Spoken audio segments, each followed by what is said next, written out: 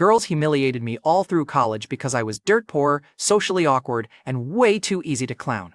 Then some unknown system sent me back to my first day of college and dropped a cheat code in my face. Cashback System online. Now, every insult paid me. Every humiliation gave me points. Every sucker who stepped on me became fuel for my money, my glow-up, and my revenge. I was not back to be their broke little campus joke. I was back to get rich and collect revenge. But before I could collect from college, I need to explain why the system chose me in the first place. Mr. Sutter fired me before my lunch bag even warmed in the office fridge. He did it in the glass conference room at Meridian Analytics, the one where everyone could pretend not to stare. He slid a thin packet across the table, tapped the signature line twice, and said, "Nolan Reed, this is not a punishment. This is a correction." Cheap enough to call my life a correction, stamped onto a packet and pushed across a polished table. I looked through the glass wall and saw Drew Haskell standing near my old desk with my headset already around his neck. Drew smiled like the chair had grown for him. 2 months earlier, he had asked me how to format a client report. That morning, Mr. Sutter called him our future. Mr. Sutter leaned back and folded his hands. "Drew has momentum, clients like that." I said, "Clients like people who steal templates?" Mr. Sutter's smile tightened. "He heard me." So did Drew through the glass. "Good." Then Mr. Sutter turned the knife sideways. "Caitlin Shaw seems to think Drew has momentum too." My jaw did not move. My phone buzzed on the table before I could stop it. A public profile update filled the screen. Caitlin, standing beside Drew in front of a restaurant I had saved for months to take her to. Her hand sat on his arm like it had been there forever. The caption was worse than the picture. "New start, better energy." Mr. Sutter did not even look embarrassed. He pushed a company pen toward me. "Sign the release, Nolan. Keep your dignity." I laughed once. It came out ugly. "Dignity?" I asked him. "You fired me in a fishbowl and used my girlfriend as a footnote." Mr. Sutter's eyes cut toward the glass wall. Drew had stopped pretending not to listen. 2 analysts near the printer froze with their cups halfway up. Mr. Sutter lowered his voice. "You are making this harder than it needs to be." "No," I said. "You made it cheap. I am making it accurate." Brave, for me. It changed nothing. Security did not drag me out. That would have been too dramatic. Meridian Analytics preferred quiet cruelty. My badge simply stopped opening doors. My inbox locked while I was still in the elevator. My final check hit my account before I reached the lobby, and it was small enough to feel like a joke with numbers. The lobby guard did not look at me when he took the badge. He had seen this ritual too many times. A worker leaves with a box, the company keeps the chair, and everyone pretends the building did not just eat another person. Drew came down before the elevator doors closed. He did not come to help. He held my coffee mug by the handle like it was evidence. "You forgot this," Drew said, loud enough for the guard to hear. "Mr. Sutter said I could use the client files you built. No hard feelings, right?" No hard feelings. That phrase is what cowards say when they are holding your wallet. I took the mug from him. It had a chip near the rim from the week Caitlin had thrown it into the sink during a fight about money. Drew's thumb sat right on that chip. I asked him, "Does Caitlin know you still need training wheels?" His smile twitched. "She knows I am moving forward." The guard suddenly found the marble floor interesting. Drew stepped closer. "You should try that sometime." I could have hit him with the mug. I imagined it. Clean arc. Ceramic crack. Coffee stain on his shirt. 10 seconds of justice and a lifetime of charges. Old me swallowed it for one ugly reason. I had no money left to buy consequences. Outside, Harbor City looked expensive in every direction. Men with clean shoes walked past me like failure had a smell. My lunch bag split at the handle, and the plastic fork inside bounced across the sidewalk. I bent to pick it up. A woman in heels stepped around me without slowing down. My old life fit inside that one movement. I was always bending. Everyone else was always stepping around. Caitlin called as I walked toward the subway. For one stupid second, I thought she might apologize. I answered. She did not say hello. She said, "Please do not make this embarrassing." I stopped at the top of the station stairs. Behind me, traffic screamed. Below me, the subway breathed hot air through the grates. I asked, "Was I embarrassing before or after Drew got my desk?" Caitlin sighed like I was the one wasting her time. "Drew is not afraid of wanting more. You keep waiting for life to notice how loyal you are." "Loyalty paid rent for 3 years, I said. "No," Caitlin said. "I paid patience for 3 years. There it was." The betrayal came as one clean little sentence. It turned every late shift, every skipped meal, every cheap birthday gift, and every next year will be better into trash. I said, "Congratulations on better energy." Then I hung up before she could pity me. The subway platform was packed. Suits, students, delivery bags, tired parents, all of them pressing toward the yellow line like the city had one throat and we were all trying to breathe through it. I stood near the edge because I had nowhere better to stand. A train screamed into the tunnel, then slowed with a metal whine. The lights flickered once, twice. My phone showed Caitlin's photo again. I should have deleted it. Instead, I stared at it until Drew's smile blurred. I had been a good employee, a good boyfriend, a good loser. Nobody tells you this. Being harmless does not make people gentle, it makes them efficient. The platform lights died, every voice cut off at once. The dark lasted maybe 3 seconds. Long enough for someone to curse. Long enough for the train doors to hiss open. Long enough for me to feel the city keep moving without caring whether I did. Then a blue-white square opened in front of my face. It did not glow like an ad. It hovered like a verdict. Cashback System online. Complaint detected. I stared at it. A man behind me bumped my shoulder and snapped, "Move." The square moved with me. Complaint category: exploited labor, romantic betrayal, social humiliation, wasted loyalty. Beginner wish available. I blinked hard. The words stayed. I whispered, "I finally lost my mind." The system answered in clean, silent text. Select compensation route. Money. Comfort. Revenge opportunity. Time correction. My thumb moved before I understood why. The air in front of me accepted the touch like glass. Money tempted me first. Of course it did. I had $14 in checking and a lunch bag bleeding noodles onto my shoe. Comfort showed a room with no overdue bills, no phone buzzing with pity, no memory sharp enough to make me hate the air. It was disgusting because part of me wanted it. Revenge opportunity showed a door opening back into Meridian Analytics with Mr. Sutter standing on the other side. The old wound in me lunged at that one. I could almost hear Drew apologizing with broken teeth. Then time correction showed a blank line and the feeling of a knife being handed, handle first. But time correction made my hands go cold. Another line appeared. Warning, chosen correction cannot be undone. I laughed again.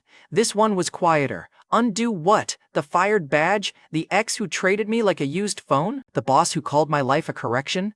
The college years where I learned to lower my head before anyone even swung? There was one day that had bent everything after it. The first day back at Bayside Metropolitan University. The train.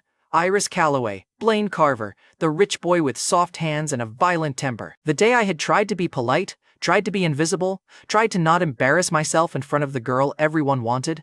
I remembered the way the car had smelled that morning: cold coffee, perfume, wet metal from a rain that had not reached the underground. I remembered pretending my backpack was not falling apart.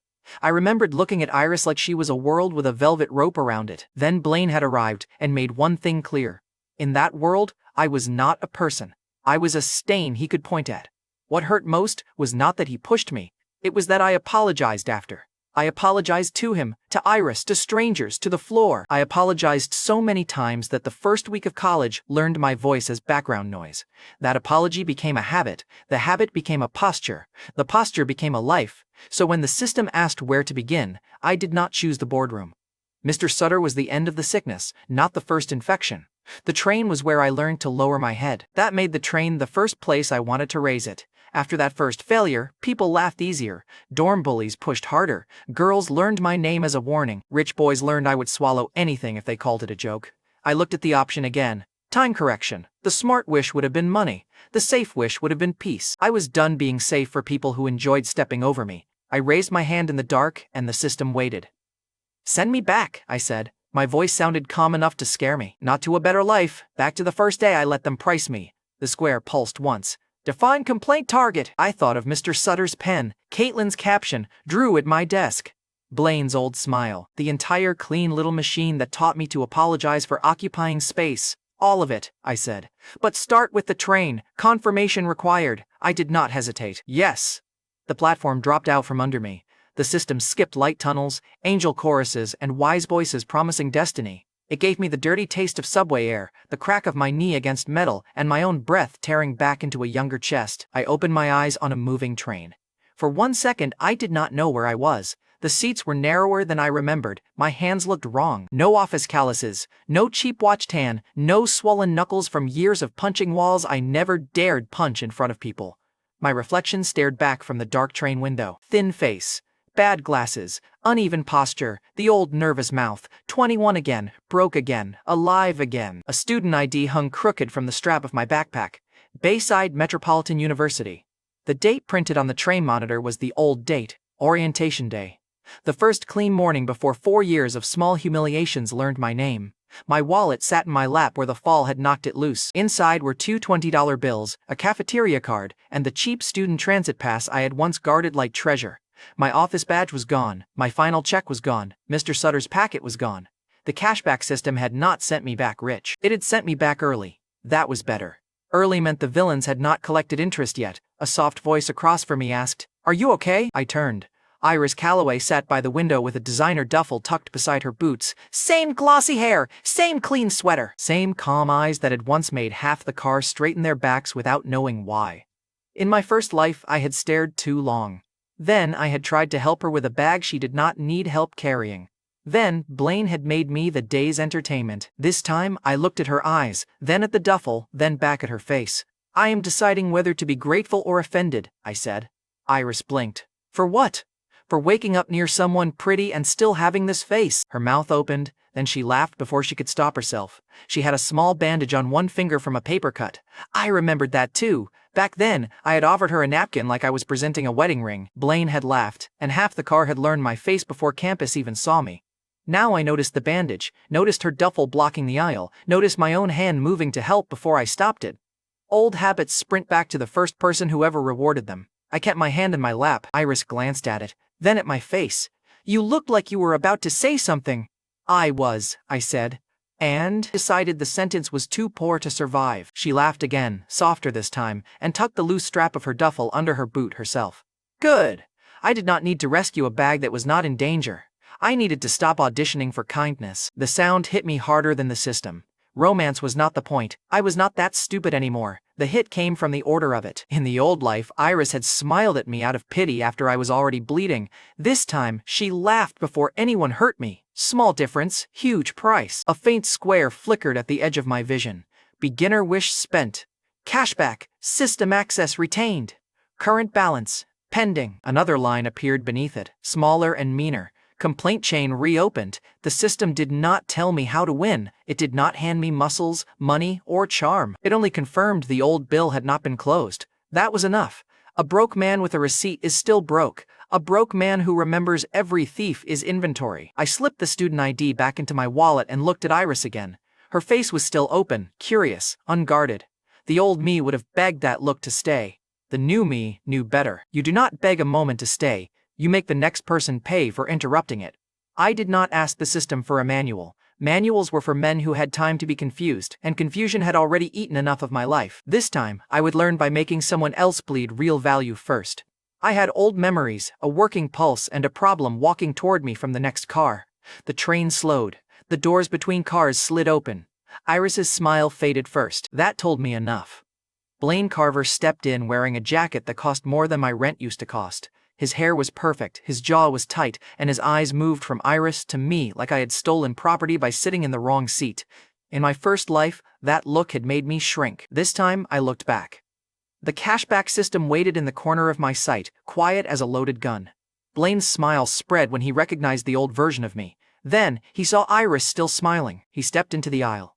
The first bill had arrived, and this time, I was done paying it alone. Blaine Carver did not start with a punch. Men like Blaine rarely did. They needed an audience first. They needed the room to agree that violence was just confidence with better shoulders. He planted one hand on the pole beside Iris Calloway and looked down at me through my old glasses. "Do you know him?" Blaine asked Iris. Iris heard the warning under the question. So did half the train car. Her fingers tightened on the strap of her designer duffel. "We were talking," Iris said. Blaine smiled at me. "That was not the question." In my first life, I had explained, I had stammered that I was only being polite. I had made myself smaller with every word until Blaine had the whole car's permission to step on me. This time, I leaned back against the seat. "She knows me now," I said. "You arrived late." Iris turned her head fast, like she wanted to warn me not to be stupid. Too late. I had spent one whole life being careful for people who never returned the favor. Blaine's jaw flexed. "Funny." "No," I said. "Accurate." A few riders looked up from their phones. That mattered. A public bully hates witnesses until he needs them to clap. The snack cart rattled past before Blaine could answer. Iris glanced at it and then at the empty cup in Blaine's hand. I remembered this tiny detail from the old day. Iris had asked Blaine for water before he went to the next car. Blaine had come back with a coffee for himself and an attitude for everyone else. Small neglect. Big opening. I pulled a sealed bottle of water and a wrapped snack bar from my backpack. In the old life, I had packed them because I was poor and nervous. In this life, They were inventory. I held them out to Iris. $5, I said. Iris stared at the bottle. You are selling me water? Emergency service fee, I said. The premium version includes not making you listen to him explain why forgetting was leadership. The corner of her mouth broke first. Then she laughed. The sound went through Blaine like a slap. Iris took the bottle and snack. She dug cash from her bag and pressed it into my palm. Fine. Best scam on the train. The cashback system flashed once at the edge of my sight. First voluntary transaction recorded. The amount was pathetic. The feeling was not. Blaine looked at the cash in my hand. You charged her for gas station trash? I charged her for what you failed to bring, I said. Relax, there is still a free lesson for you. The rider across the aisle made a choking sound. Not a full laugh. Enough. Blaine heard it. His smile died. Iris said, Blaine, leave it alone. That should have helped. It did the opposite. Blaine did not hear concern. He heard another man making her speak softly. Men like him translate every woman's embarrassment into a challenge against their own ownership. He looked down at the $5 in my hand. Keep it back. I held the bill up between two fingers. Refunds require a receipt. It is her money. It was her thirst. A student near the doors laughed before he could hide it. Blaine turned his head just enough to mark the sound. The student looked away. Cowardly, but useful. A laugh that gets swallowed still leaves a taste. Blaine stepped closer until his knee touched mine. He leaned closer. Stand up. I looked at his shoes. Clean, expensive, planted too wide. No. You think because she laughed you matter? Blaine asked. No, I said. I think because you are blocking the aisle, everyone can see you. Blaine's shoulders went still. He had two exits, walk away and look small, or force the car to accept his version of the scene. Blaine chose the expensive mistake. He grabbed my jacket and yanked me up from the seat. I did not hit him. I let my glasses tilt. I let the bottle cap roll under the seat. I let the whole train car watch him put hands on me first. Iris stood. Blaine, stop. I lifted one hand toward her without looking away from him. Do not get between us. He will blame you for embarrassing him. Blaine shoved me against the pole. Pain burst through my shoulder. The cashback system did not rescue me. Good. I had not asked for rescue. Blaine said, apologize. I wiped my mouth with my thumb. No blood yet. For the water or the truth? His first punch cracked across my cheek. My old instincts screamed at me to cover my head, apologize, and end the scene before it became the story everyone told at orientation. I let the instincts scream. Then I looked up at Iris through the crooked frames and said, do not worry, he is almost done making his point. Blaine heard the insult under the blood. He lifted me again. The conductor was still 2 cars away. The officer was still a station away. The riders were only brave in pieces. That was fine. Pieces were enough if I arranged them correctly. The train car went loud. I dropped hard into the seat, then slid to the floor. My ears rang. My old body was weak, and Blaine knew how to look strong in front of people who had never been hit for real. A woman near the doors shouted, Hey, he did not touch you. A man in work boots stepped forward and said, back off him. That was the moment Blaine should have stopped. He did not. He looked at Iris, saw her fear pointed at me instead of admiration, pointed at him, and lost the last useful piece of his brain. He kicked my backpack aside and grabbed my collar again. I gave him my best old frightened face. It was not hard. The pain was real. The fear was useful. Blaine, Iris said, louder this time. Everyone is watching. Blaine snarled.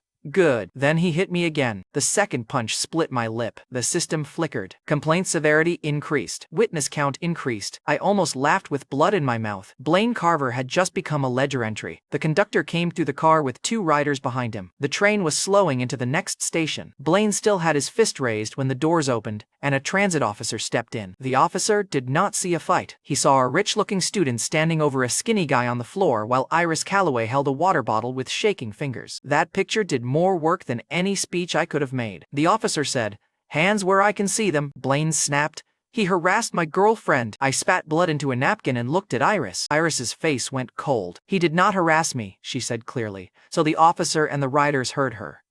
Blaine grabbed him first. Nolan told me to stay back. She used my name. In the old life, that would have made me blush like an idiot.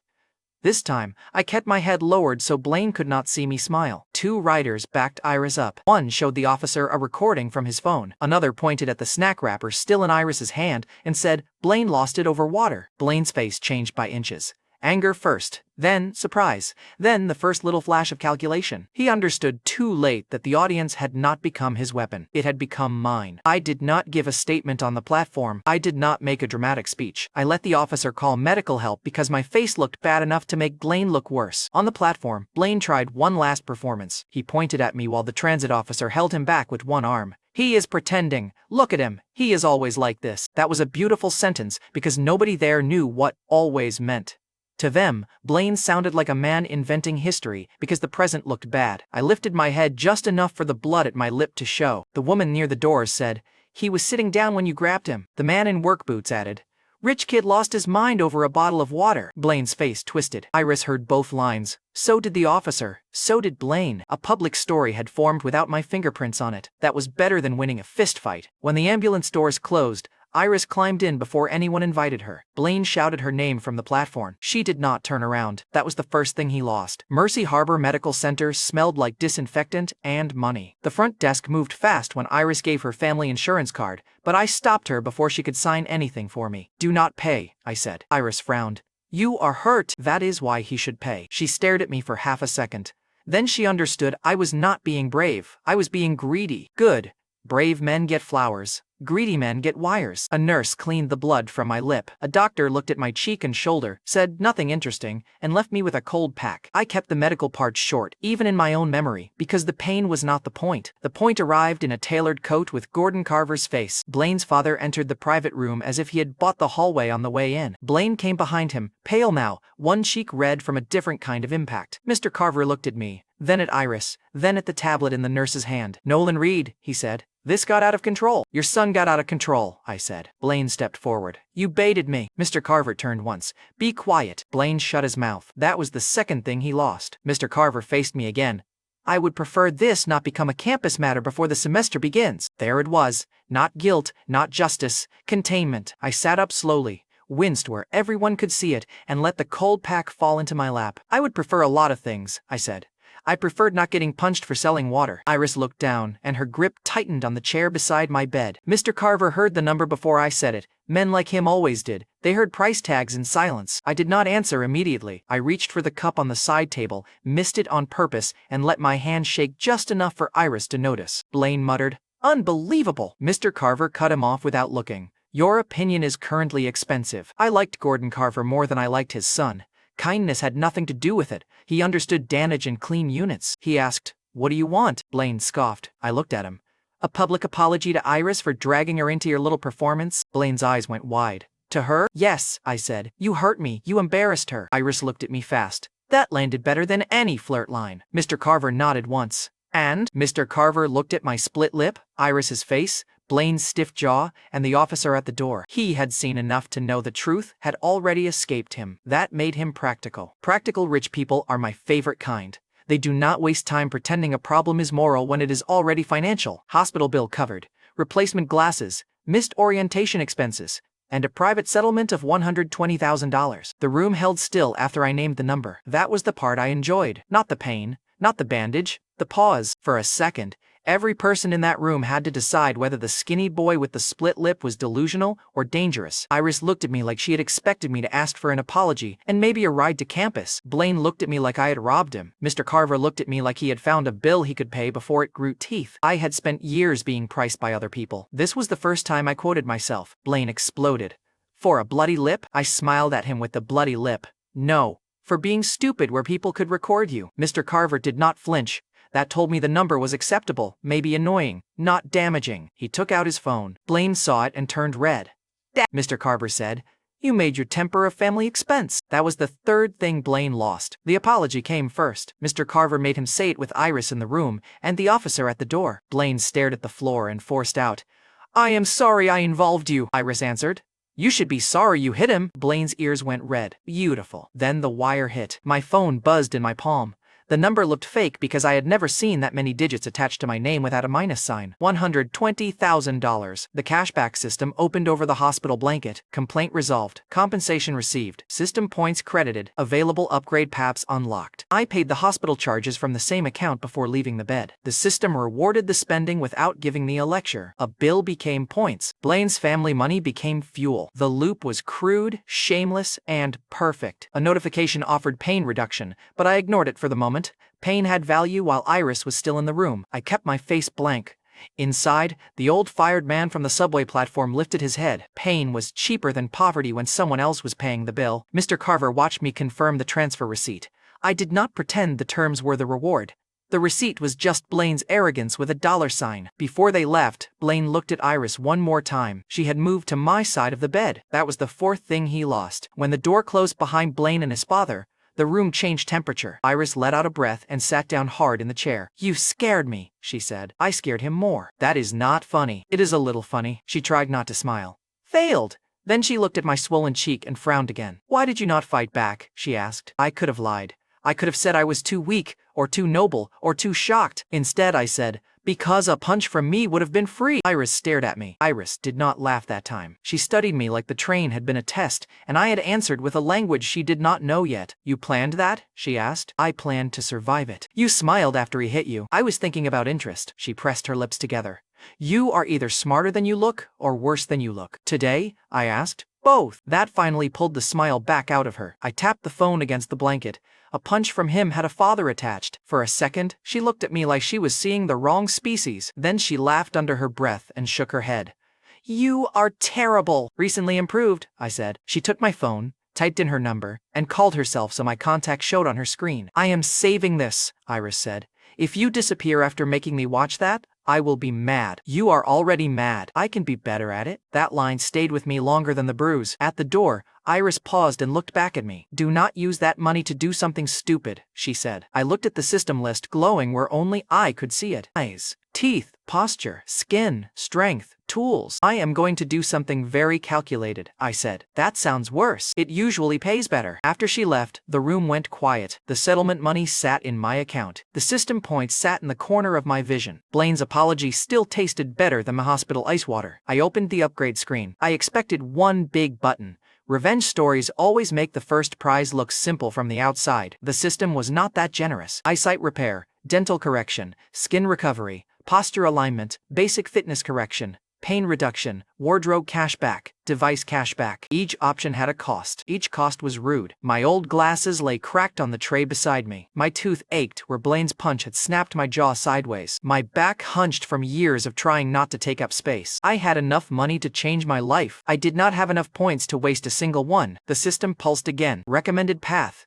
Visible correction before social return. I looked at the cracked glasses, then at my reflection in the dark hospital window. The old Nolan Reed stared back at me with blood on his lip and Blaine Carver's money in his account. I smiled, and it hurt. "Fine," I whispered. "Make him expensive." The first repair option opened. Somewhere across Harbor City, Blaine was probably explaining how none of this was his fault. I hoped he kept talking. Men like him got cheaper when they stayed silent. They got expensive when they defended themselves. Second lesson. Money came quick. Status cost more. The points burned faster than I liked. The first thing I bought was not revenge. It was eyesight.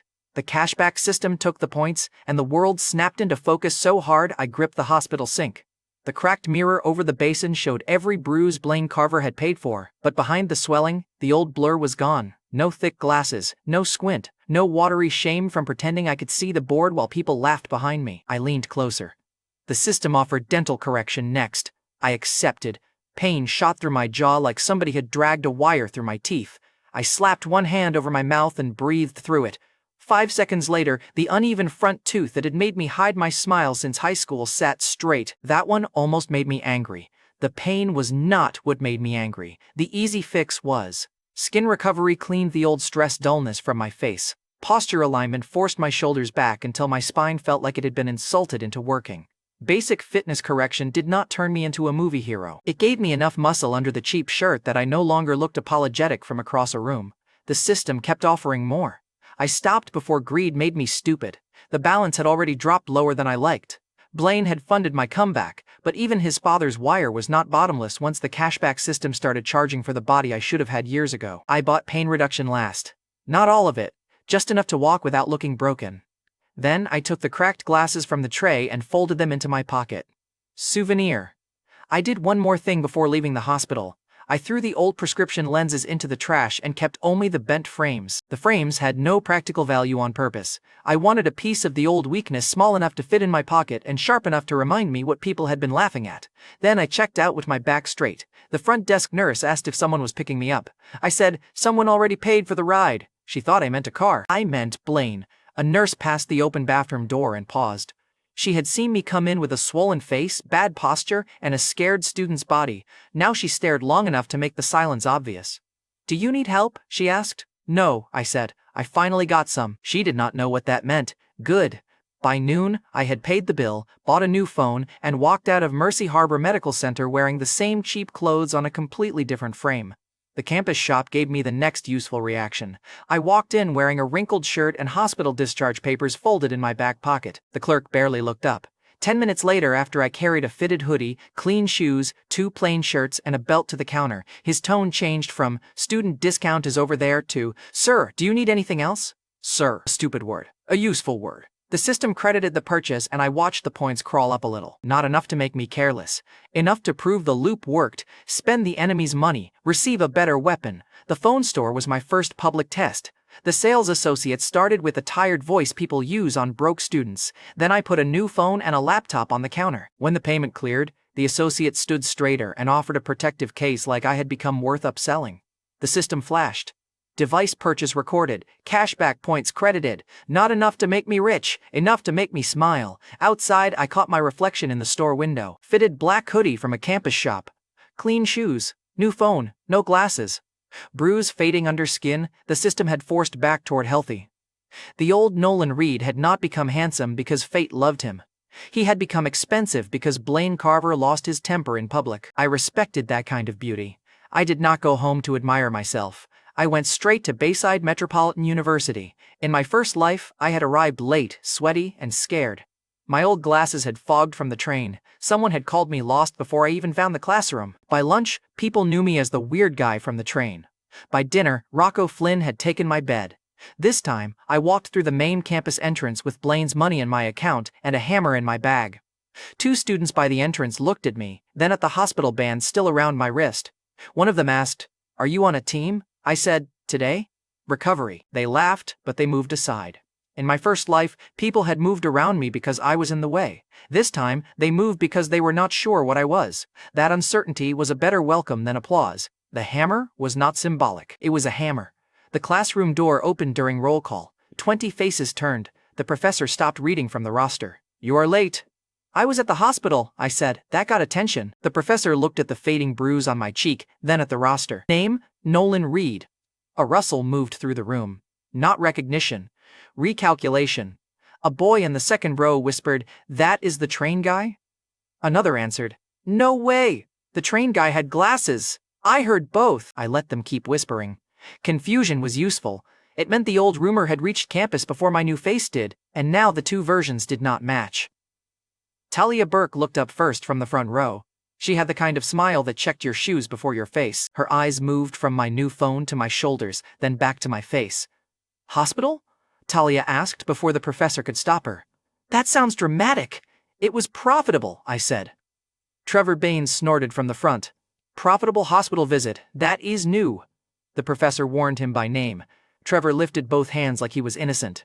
"Just trying to understand the economy." I looked at him for the first time. "Start with supply and demand," I said. There was a large supply of arrogance on the train. I created demand for consequences.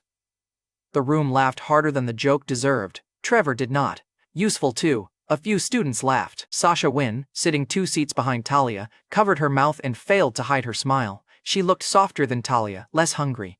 But she watched me just as carefully. Mila Vance did not smile. Mila sat near the aisle with a neat binder, a class list, and the expression of someone who believed disorder was a personal attack. She looked at me, then at the empty seat, then at the professor like she wanted permission to put the day back in a box. The professor pointed to the back. "Sit down, Mr. Reed. Catch up after class." I walked past 3 empty seats and took one near the window. Talia turned halfway around. "So, Nolan Reed, are you always this calm after hospital visits?" "No," I said. "Sometimes I bill people first."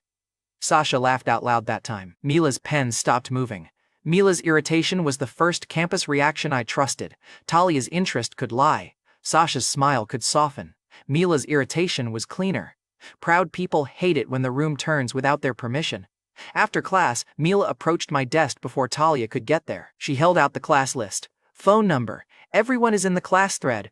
Her voice was clear enough for every nearby student to hear. The line was ordinary. The position was not. Mila had planted herself between me and the girls already circling. I took the pen from her hand. "You always collect men this aggressively?" I asked. Mila's eyes sharpened. "I collect information. Men are usually less useful." Talia made a small sound behind her. Sasha whispered. That was cold. Mila did not look back. I wrote my number slowly and handed the pen back. Then try not to waste mine. Mila looked at the number, then at the new phone. Expensive device for someone who claims hospital profit, Mila said. I did not claim poverty. You implied it. No, I said. People hear what makes them comfortable. Talia leaned closer to Sasha and whispered loudly enough to be heard, he is either rich or insane. I said, those are not enemies. Sasha laughed again. Mila's mouth tightened, and that tiny loss of control fed the whole circle. For half a second, Mila had no answer. That half second did more for my reputation than any introduction could have. Talia slid in from the side as Mila stepped back. You are bold for a guy who just got here. It was worse when I was poor, I said. Talia's eyes brightened at the word poor because she was trying to decide whether I meant it as history or bait. Sasha glanced at the bruise on my cheek. Are you actually okay? That question was different. No angle, no class list, no price check? I looked at her and said, better than the guy who paid for it. Now the boys were listening too. I saw Trevor Baines near the front, leaning against a desk like the furniture owed him rent. Trevor had the clean campus rich boy costume down, watch, jacket, lazy stare. In my first life he had not needed to bully me directly. He had just laughed in the right places and let smaller men do it for him. Now he watched Talia and Sasha talk to me, and his mouth flattened. Good. Desire was useful. Jealousy was faster. The professor dismissed the room. I left before the circle could turn into a question parade. Too much attention. Too soon made people sloppy. I wanted them curious, not comfortable. My dorm assignment had not changed. Same building. Same hallway, same smell of detergent, old pizza, and boys pretending they were men because no one made them clean. In my first life, I had asked the housing desk if I could switch rooms after Rocco Flynn dumped my bag on the floor. The desk had told me to work it out. So this time, I brought tools. The first life memory was waiting for me when I touched the door handle. Rocco throwing my suitcase into the hall, the other roommates laughing when my toothbrush rolled under the dresser. Me sleeping on the floor with my jacket folded under my neck because I thought complaining would make me look weak. The next morning my back had hurt so much I could barely sit through class. Rocco had told everyone I chose the floor because I was low maintenance. That nickname lasted a month. I stood outside the same door in the new life and felt the old apology rise in my throat like bile. Then I reached into my bag and touched the hammer handle. The apology went back down. Rocco was already on my bed when I opened the door. He had boots on the blanket and one arm behind his head. 2 other roommates stood near the closet, watching for entertainment. I did not know their names then, and I never needed to.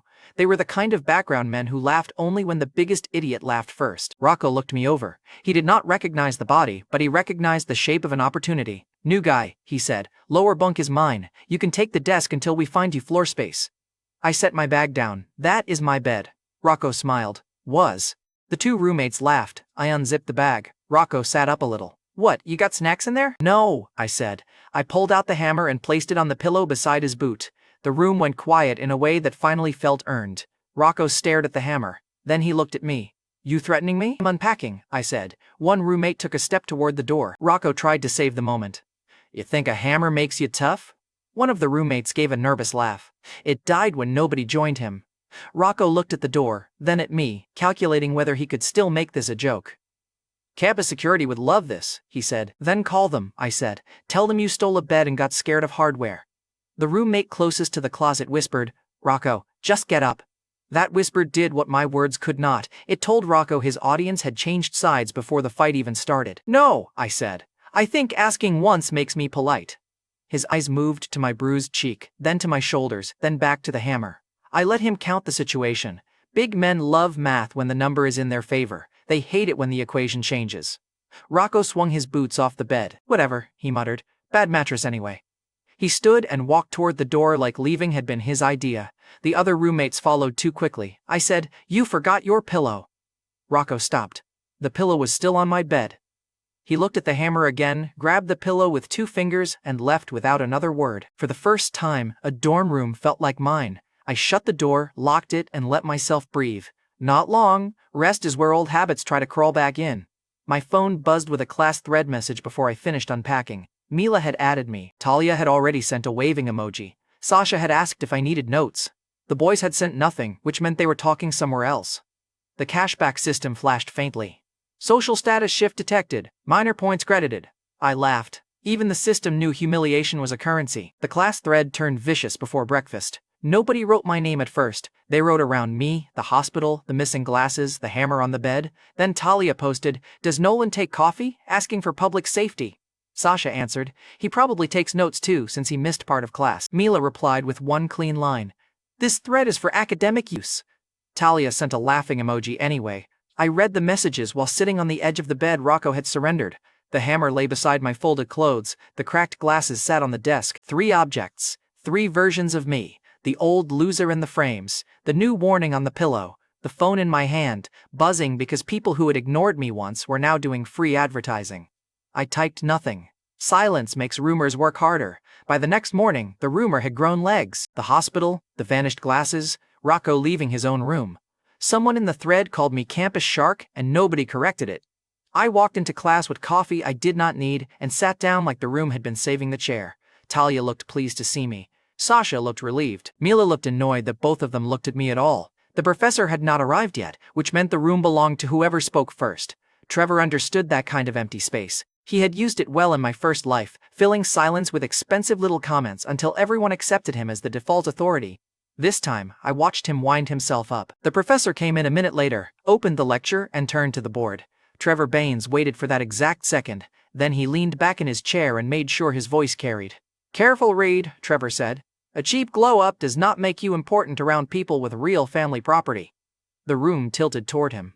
The old Nolan would have swallowed it. He would have laughed along because laughing with the knife feels safer than admitting where it went in. This time, I did not even blink. I looked at Trevor's watch, then at his smile, and remembered exactly which building lobby his family liked to pose in. I said nothing yet. Some men need to finish bragging before you cut the price tag off them. Trevor had just opened his mouth wide enough for the receipt, and I already knew the humiliating total down to the last ugly dollar. Trevor Baines thought family property was a throne. First mistake. His second mistake was saying it loudly while I was still angry from the night before. The professor had turned to the board. The room had leaned toward Trevor like he had paid rent on the air. Talia Burke smiled because rich boys were always at least interesting until proven broke. Sasha Wynn looked uncomfortable but curious. Mila Vance kept her pen still over her notes, pretending she was above the whole thing while listening harder than anyone. Trevor leaned back and said, "Careful, Reed. A cheap glow-up does not make you important around people with real family property." I looked at his watch again. Then I asked, "Which property?" That one question took the smile off him for half a second. He recovered fast. Trevor had survived on confidence longer than some people survived on food. He laughed. "You want the list?" "No," I said. "I want you to pick the lie you like best." The room went quiet. Talia turned all the way around in her seat. Sasha's eyes widened. Mila finally looked up from her binder. Trevor's face hardened. "My family owns half of Harbor City. 8 apartments," I said. The number landed so cleanly that nobody laughed at first. Trevor blinked. I kept my voice lazy. 8 apartments split across relatives, 2 mortgages still biting your family in the ankle, 1 lobby downtown where you keep taking photos like the marble belongs to you. A boy near the window coughed into his sleeve. It sounded suspiciously like a laugh. Trevor sat forward. "You do not know anything about my family. I know your uncle owns 3 of them and hates when your father calls them family holdings," I said. "I know your aunt paid the tax bill on the 4th because your father was waiting for a tenant who stopped paying. I know the lobby you post is not even residential. It is the front of a building where your family has 1 unit and a very enthusiastic camera angle." Now the room laughed in the dangerous way that tells a man his crown has become a party hat. Trevor's ears went red before his mouth caught up.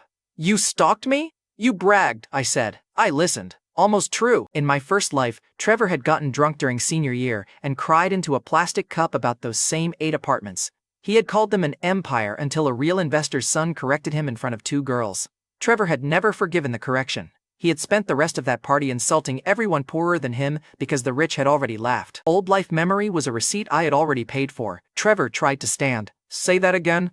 The professor turned around. "Mr. Baines." Trevor froze because authority had finally noticed him.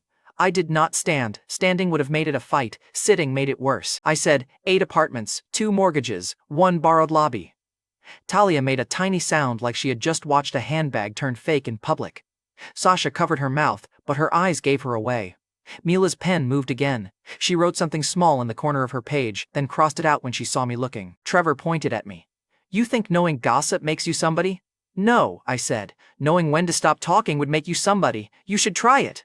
The professor said, "Enough." Trevor sat down because he had no better option. Cruel part, he had invited the room to measure us, and now the whole room was holding a ruler against him. The lecture restarted, but nobody really returned to it. People watched Trevor's shoulders. They watched Talia stop looking at his watch. They watched Sasha sneak another glance at me like she was checking whether I was done being dangerous. Mila watched differently. She was not impressed in the soft way. Mila looked irritated that I had solved a social problem with one sharp number instead of procedure, rank, or permission. Proud people like rules until someone else breaks the room better than they enforce it. When class ended, Trevor moved first. He blocked the aisle near my desk. His smile was back, thinner now. You got lucky with a rumor. You got unlucky with the truth. Talia laughed before she could stop herself. Trevor's eyes cut toward her. That hurt him more than my line did. Talia was not loyal to money. She was loyal to the smell of it. The moment his rich boy scent turned cheap, she stepped back without moving her feet. Trevor said, "Careful, campus shark.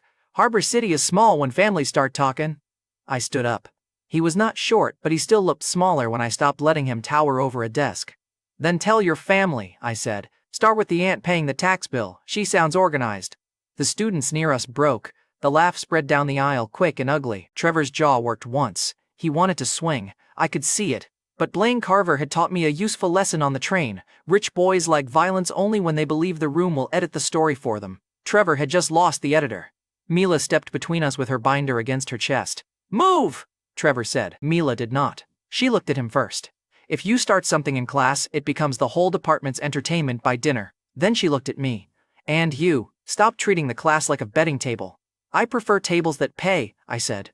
"That is not a defense, I called it accounting." Her eyes narrowed. "You are enjoying this." "A little," I said. "He said half of Harbor City. I gave him a discount." Sasha laughed under her breath.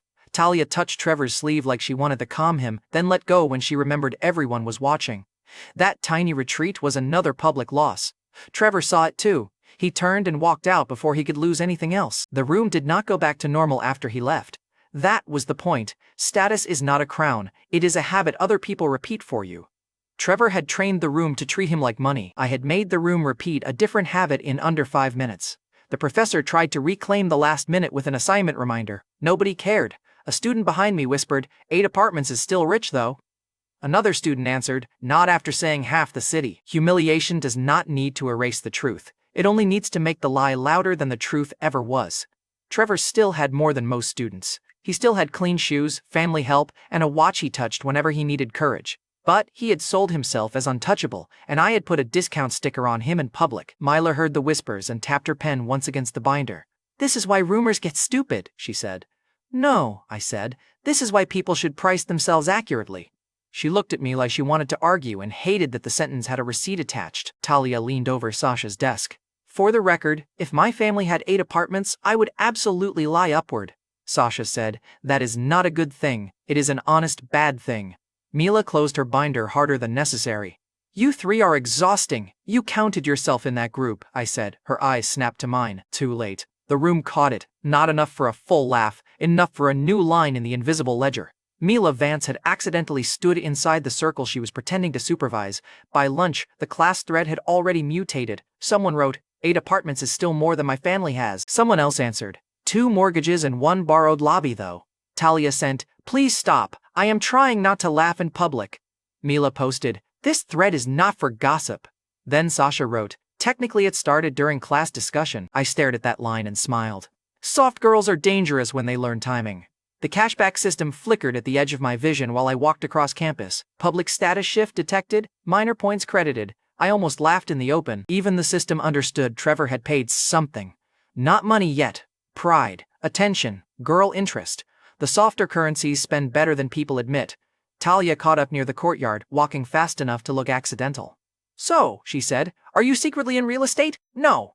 "Then how did you know?" "Trevor talks like a man who has never paid a bill," I said. "Those men always exaggerate upward." Talia studied me. "That is not an answer. It is the only free one." She smiled at that. Talia liked locked doors because she assumed the room behind them had something expensive inside. Sasha came up beside her with a notebook pressed to her chest. "You probably should be careful." Trevor looked really angry. "He looked poor," Talia said. Sasha gave her a look. Talia shrugged. "Emotionally poor." Mila walked past us as if she had not been listening from 3 steps away. "Mila," Talia called, "coffee?" Mila did not stop. "No," Sasha said. "We were going anyway."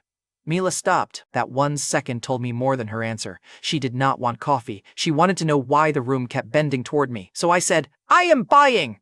Talia turned bright. Sasha smiled. Mila looked offended by the entire economic structure of the sentence. "I can buy my own coffee," Mila said. "Good," I said. "Then you can buy mine." Talia laughed so hard she had to grab Sasha's arm. Mila stared at me. "You are unbelievable. I have been called worse by people with better property." That got her, not a smile. Worse. The corner of her mouth almost moved, and she hated herself for it. We ended up at the campus cafe because Mila wanted to prove she had not followed us, which meant she followed us with extra posture. The cafe was full enough to be useful. Students with laptops, a cashier pretending not to listen, 2 athletes near the window, a man in a black jacket at the counter who kept looking at Sasha like he had mistaken politeness for permission. I noticed him because Sasha noticed him first. She moved closer to Talia. Mila saw it too. Her face cooled. The man stepped into their path when they reached the pickup counter. "You girls from Bayside?" he asked. Mila said, "Move, clear, sharp, wrong audience." The man smiled. I asked a friendly question. "And she gave you useful advice," I said from behind him. He turned and looked me over. He saw the bruise fading on my face. He saw the new clothes. He saw 3 girls behind him and decided I had something he wanted to take down in front of them. Men like that are painfully easy to read because they think everyone else is. He said, "This your little fan club?" Talia's smile disappeared. Sasha looked at the floor. Mila said, "Do not answer him." I answered anyway. "No, I charge more for clubs." The man reached past me towards Sasha's cup. "Relax, I am joking." His fingers touched Sasha's wrist. I moved before he finished the word. One hand on his wrist. One turn. Practical pressure in the direction his joint hated most. His knees bent fast. The cup hit the counter, coffee sloshing over the lid. He hissed, "Let go, move," I said. Mila had said the same word a minute earlier. The difference was that now his body believed it. The athletes near the window stood halfway up, not to help him, to see if this was worth filming. I lowered my voice. "You touched her because you thought the cafe would protect you from consequences. It will not." The man tried to twist free. I added half an inch of pressure. His face went pale. "Okay," he snapped. "Okay." I let go. He backed up, rubbing his wrist, trying to turn retreat into anger. "You are crazy." "Cheap word," I said. "Try grateful. Your wrist still works." The cashier made a sound behind the register. It might have been a laugh. It might have been fear. Either was fine. The man left without his drink. The cafe released a breath. Sasha whispered, "Thank you." Her voice mattered. It changed the scene from violence to rescue. Talia looked at me like she had just discovered a price tag she could not afford, but wanted to touch anyway. Mila did not thank me. She stared at my hand. "You knew exactly where to press," she said. "Wrists are honest," I said. "That is a disturbing sentence." "You asked." Mila looked at Sasha, then at the door where the man had vanished. Her expression shifted once. Relief, buried under pride so fast another person might have missed it. I did not miss it. The cashback system flashed again when I paid for the coffees. Protector action recorded. Private line perk available. I stopped with my card still in the reader. The cashier said, "Sir?" "Sorry," I said. "Bad habit. I like reading receipts." Talia leaned close. "That is the worst rich boy excuse I have ever heard." "I am new," I said. The system prompt stayed in the corner of my vision. Private line, a privacy perk. A hidden channel, one-time routing shield for contact through an existing public identity. The system gave rewards like that when money was only half the payment. Trevor had paid with status. The man in the cafe had paid with fear. Sasha had paid with gratitude. Mila had paid with attention she did not want to admit she had spent. I accepted the perk while Talia argued with Sasha about whether my coffee order was boring. The interface opened a narrow prompt. Target public identity. I already knew which door I wanted to knock on. Mila Vance had been class rep in my first life too. Cold, precise, untouchable unless you knew where she hid the heat.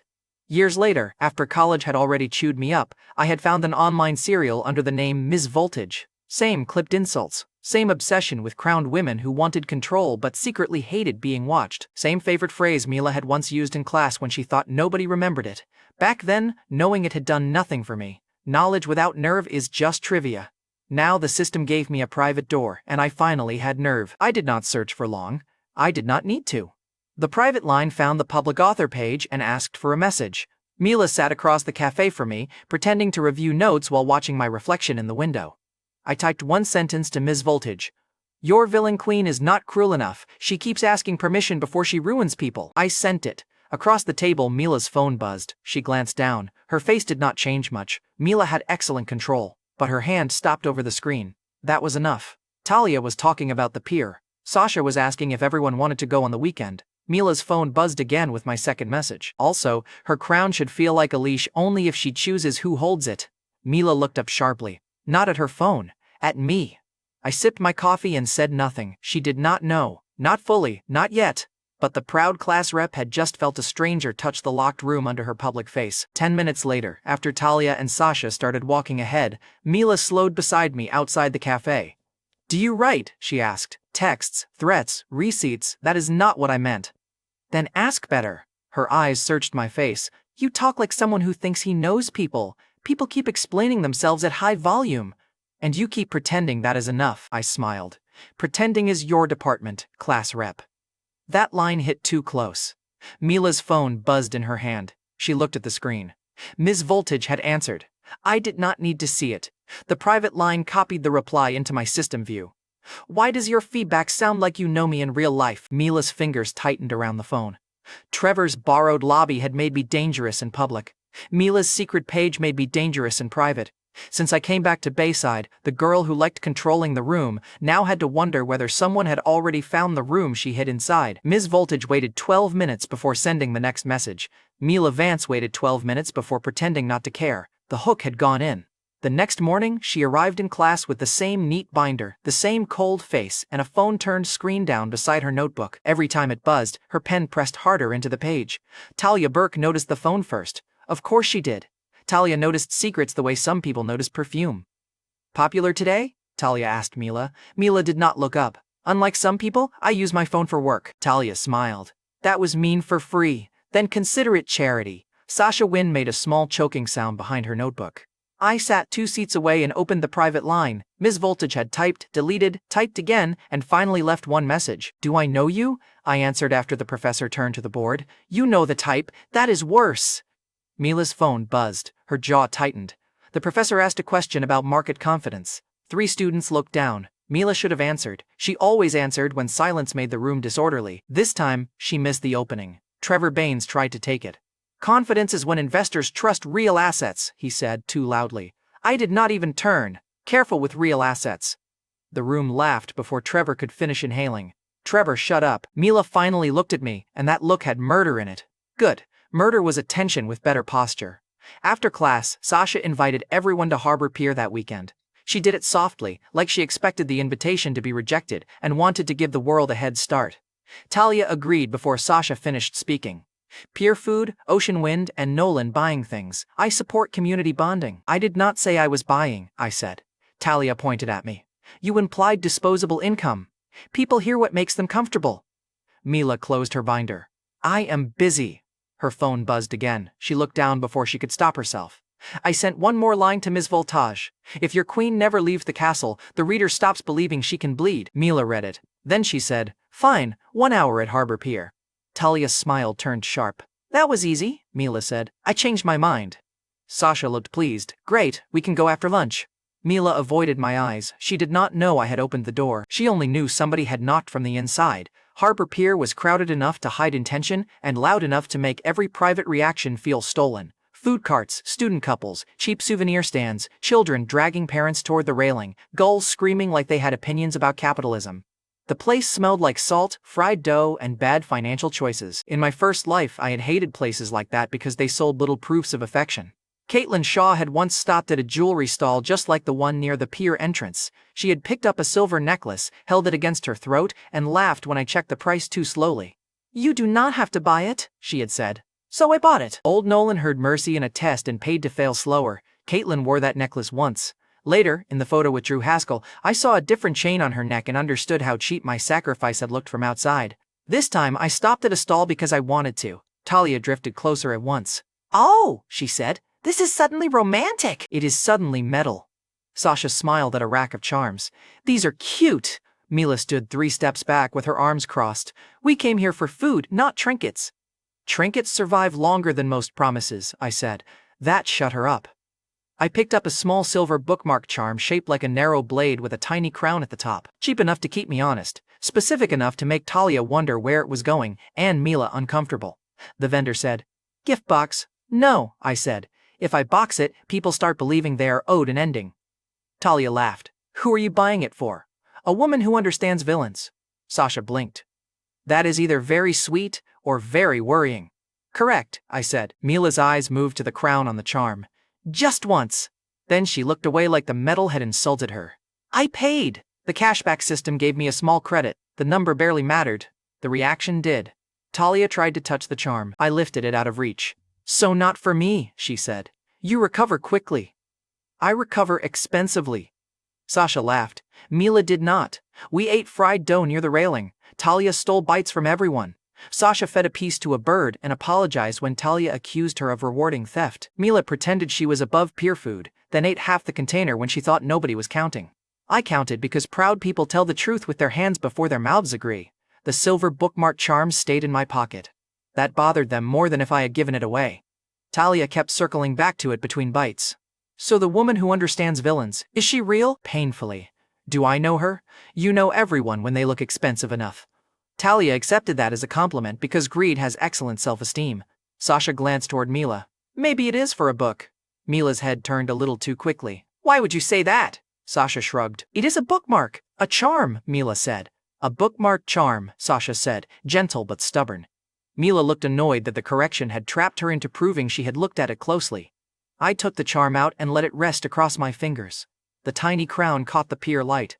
A queen can use it to mark the page where she stops forgiving people, I said. Mila's eyes went to the crown again. Talia leaned in. That is weirdly specific. Specific sells. Are you flirting with someone in front of us or insulting all of us at once? Efficient men combine errands. Talia laughed. Sasha turned pink. Mila looked away, but her phone was already in her hand. Third useful reaction of the afternoon. The first was Talia's greed. The second was Sasha's innocent guess. The third was Mila checking a screen she claimed had nothing to do with us. I did not need to force the secret. I only needed to place the same symbol in two worlds and watch which woman flinched in both. The private line buzzed while Talia was arguing that rich men should be legally required to buy dessert. Ms. Voltage had sent a longer message. My villain queen is supposed to be feared, but readers keep calling her cold. I need tension that feels personal without making her weak. I looked at Mila across the table. She was wiping sugar from her thumb, annoyed at the world for making sweetness practical. I answered Ms. Voltage. Give her an object she would hate in public but understand in private, then let the wrong person see it. Mila's phone buzzed. Her eyes flicked down. She read. Her face went still. Then she typed under the table. What kind of object?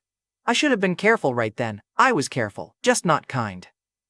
The cashback system had a small shop of ridiculous perks and physical rewards that looked harmless until people touched them in the wrong room. Most were useless. Some were dangerous because people are dangerous with context missing. I found a stage prop box under novelty author tools, black velvet choker, silver tag. The tag read, property of the crown.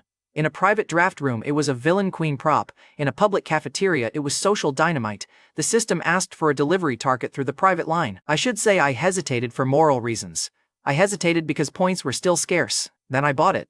Enemy money had fixed my eyes. Public shame had funded my status. If the system wanted to turn a writing prop into leverage, I was not going to pretend I had become a saint after 3 good coffees. I sent Ms. Voltage one final message for the day. A crown is obvious. A leash is honest. Make the queen decide which one she wears. Mila read it at the pier and almost dropped her phone. Talia saw. Her eyes narrowed with interest. That small, ugly spark made the next day burn. On the walk back, Talia kept drifting behind Mila like a woman following a sale sign. Mila noticed by the second block. If you need something, say it, Mila snapped. Talia lifted both hands. I am admiring your mysterious work ethic. Admire from farther away. Fine. But if you are secretly dating someone rich, I am professionally offended you did not introduce me, Sasha said. Talia. What? I said professionally. Mila's answer was, the day I date someone for money, I will send you a thank you card for the inspiration. Talia laughed, but not comfortably. That line mattered later. It made the cafeteria believe Mila had something worth hiding. Talia did not need proof after that. She needed a box, an audience, and the confidence of a person who had never been punished for touching another girl's wound. I could have stopped the spark there. I did not. The system had shown me the prop. Mila had asked for tension. Talia had volunteered herself as the hand that would make it public. Some traps are built by villains. Some are built by bored pretty girls trying to prove they are the smartest person at lunch. The package arrived during lunch, not to my hands, to Mila's. I paid for a clean delivery to the public identity's real campus drop. No visible sender, no messy explanation. The system did not show off. It simply placed a dangerous object where pride and curiosity could fight over it. Mila walked into the cafeteria with a small black box tucked under her binder. I saw it! Talia saw it too! Sasha saw Talia seeing it and immediately looked worried. The cafeteria was already loud. Trevor sat with two boys near the middle, trying to laugh like yesterday had not happened. Bianca Ellery sat near the windows with a drink she had not touched, alone by choice in a way that made the empty chairs around her look expensive. Bianca had been around campus before, but not in my orbit. She had the kind of beauty that did not ask for attention because attention had learned to come kneel on its own. People lowered their voices near her without being told. Talia moved first.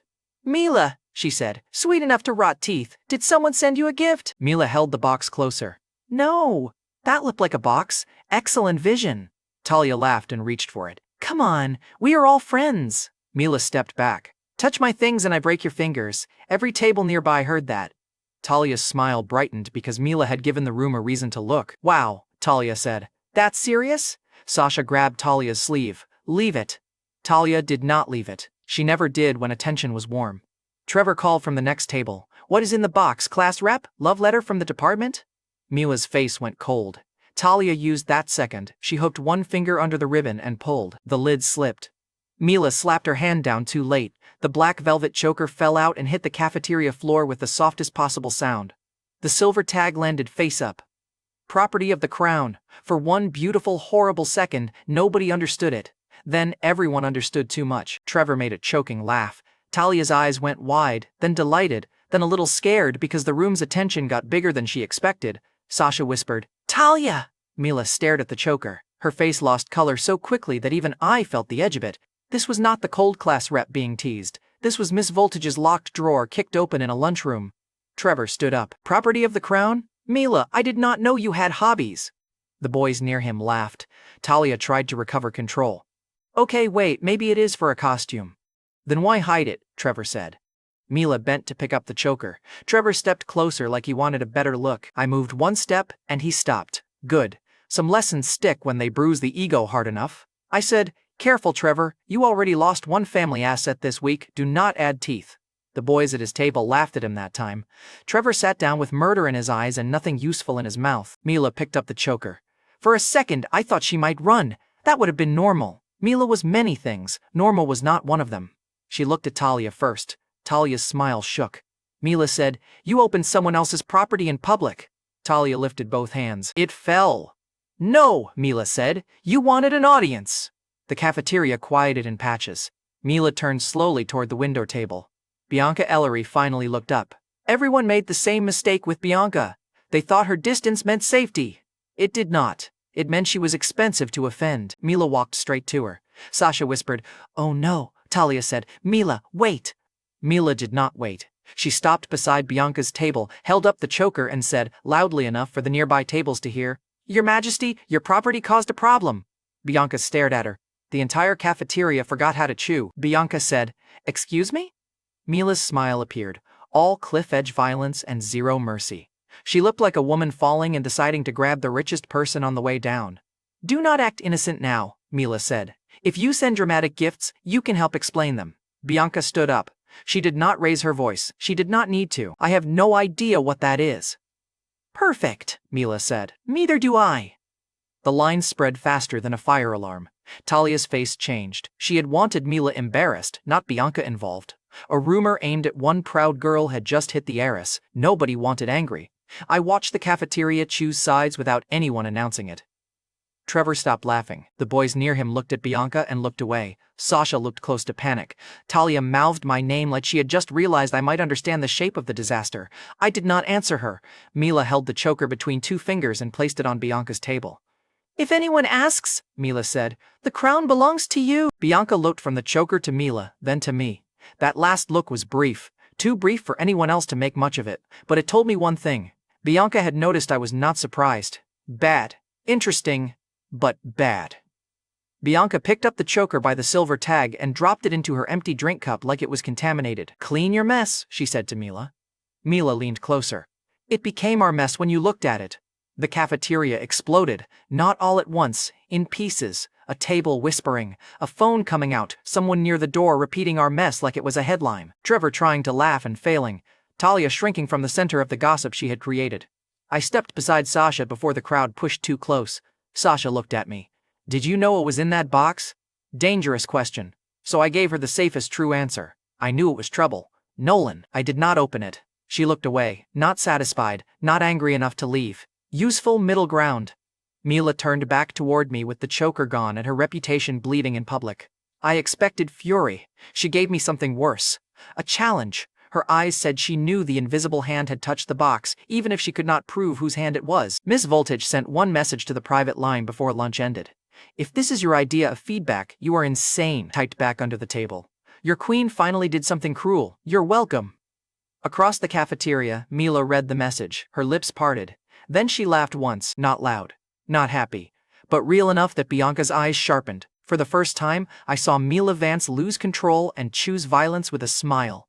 The payoff landed before I could enjoy it. By evening, the rumor had left the cafeteria and started wearing a suit. People were not just saying Mila had a secret gift. They were saying Bianca had sent it. They were saying Mila had claimed Bianca. They were saying the crown was a private joke, a challenge, a power game, a relationship, a threat. Every version was wrong. Every version was useful to somebody. Talia sent me 3 messages and deleted 2. Sasha asked if Mila was okay. Trevor posted nothing, which meant he was trying to find a version that made him look brave without standing near Bianca. Bianca posted nothing. That silence was heavier than all the gossip. The next morning I walked toward campus with coffee in one hand and the private line quiet in my vision. For once, the system did not need to warn me. The consequence arrived in black paint and tinted windows. A black Ellery town car stopped outside the Bayside gate. The driver lowered the window, looked directly at me, and said, "Mr. Reed, Mr. Ellery would like a word." The black Ellery town car did not block the campus gate. It did not need to. People walked around it like the car had legal ownership of the sidewalk. The driver knew my name. Message received. Rich families rarely shout when they can make tinted glass do it for them. Talia Burke saw the car from across the courtyard and stopped so fast, Sasha Wynn bumped into her. Sasha looked from the driver to me.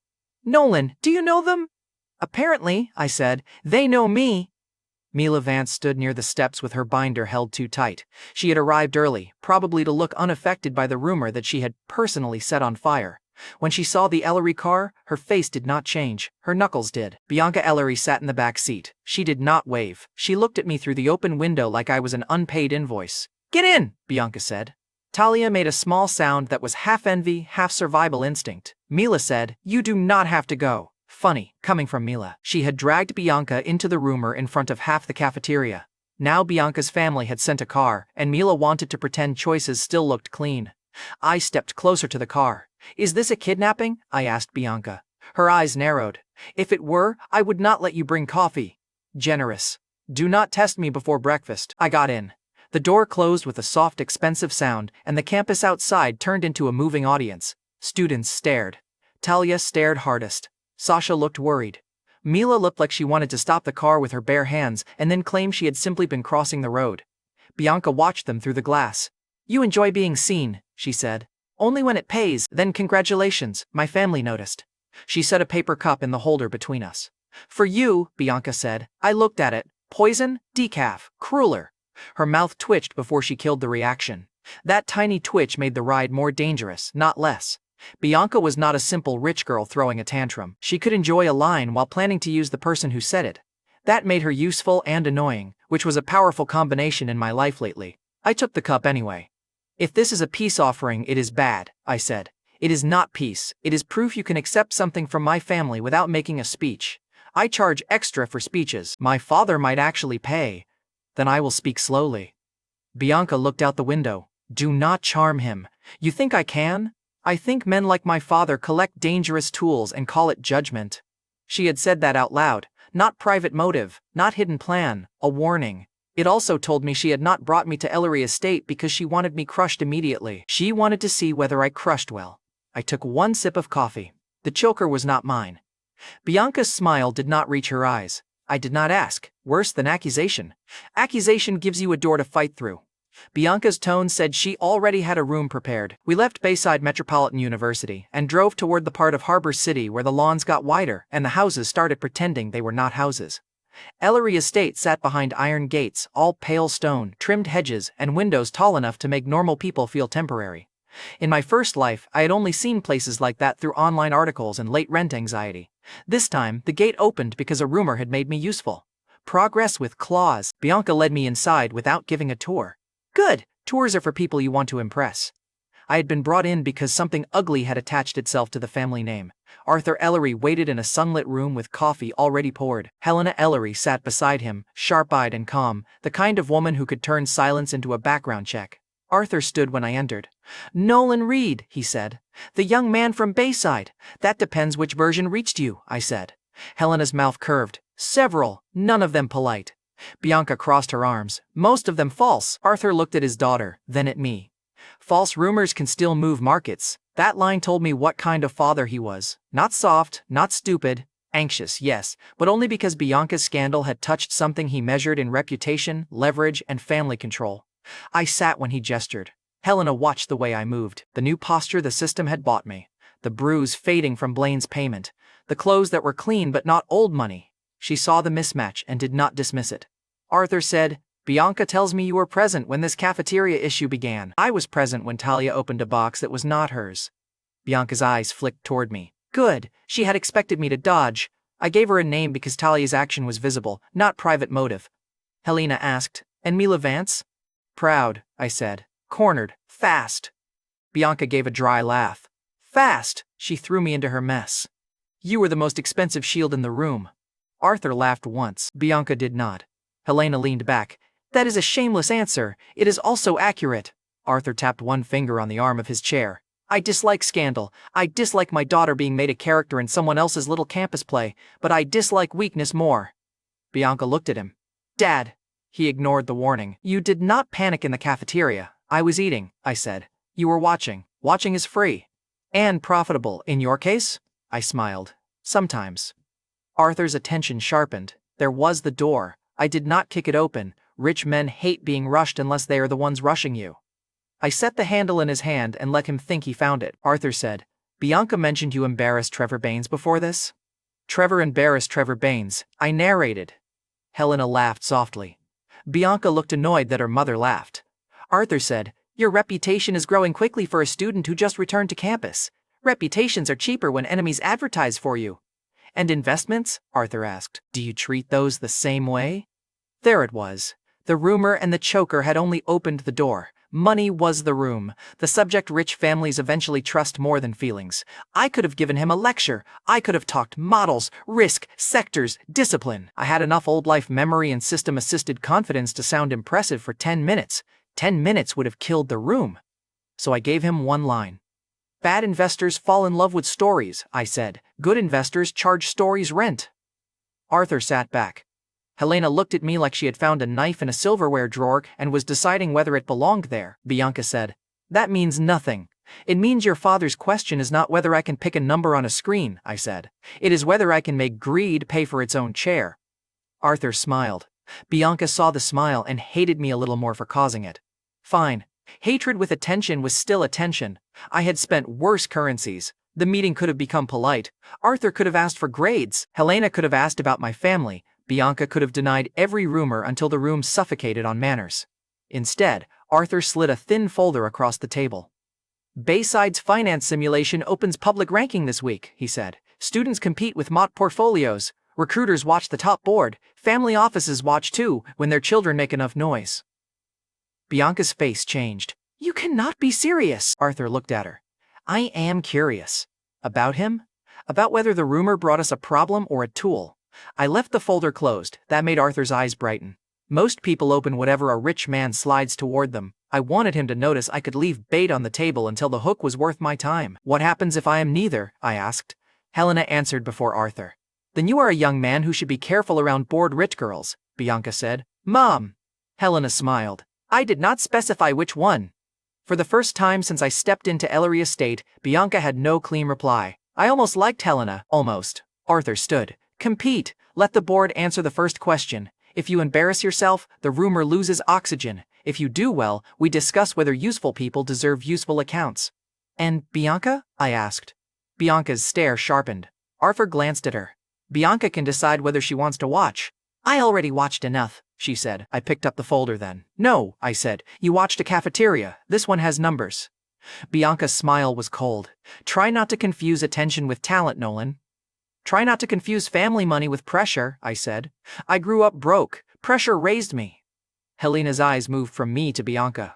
Arthur laughed again. By the time the driver returned me to campus, the story had already outrun the car. Someone had seen me leave with Bianca. Someone had seen the Ellery Gate sticker on the windshield. Someone had turned. Mr. Ellery would like a word into. Nolan got summoned to the estate. Into. Bianca's father is testing him. Talia met me near the classroom door like a reporter with better lipstick. So, she asked, did they threaten you, bribe you, or adopt you? Still reviewing options. Sasha touched my sleeve lightly. Are you okay?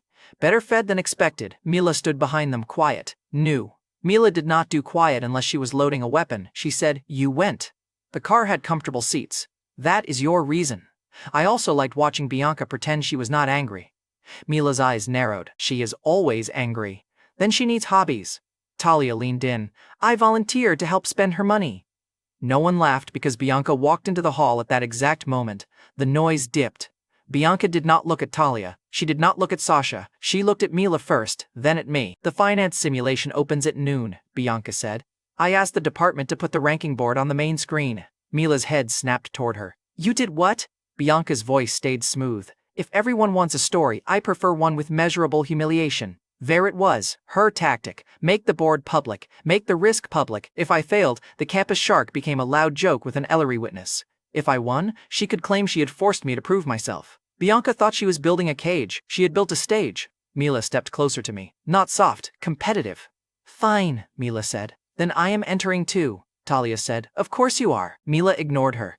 If I rank above you, you stop using every woman on this campus as free advertising. I smiled. That rule needs work.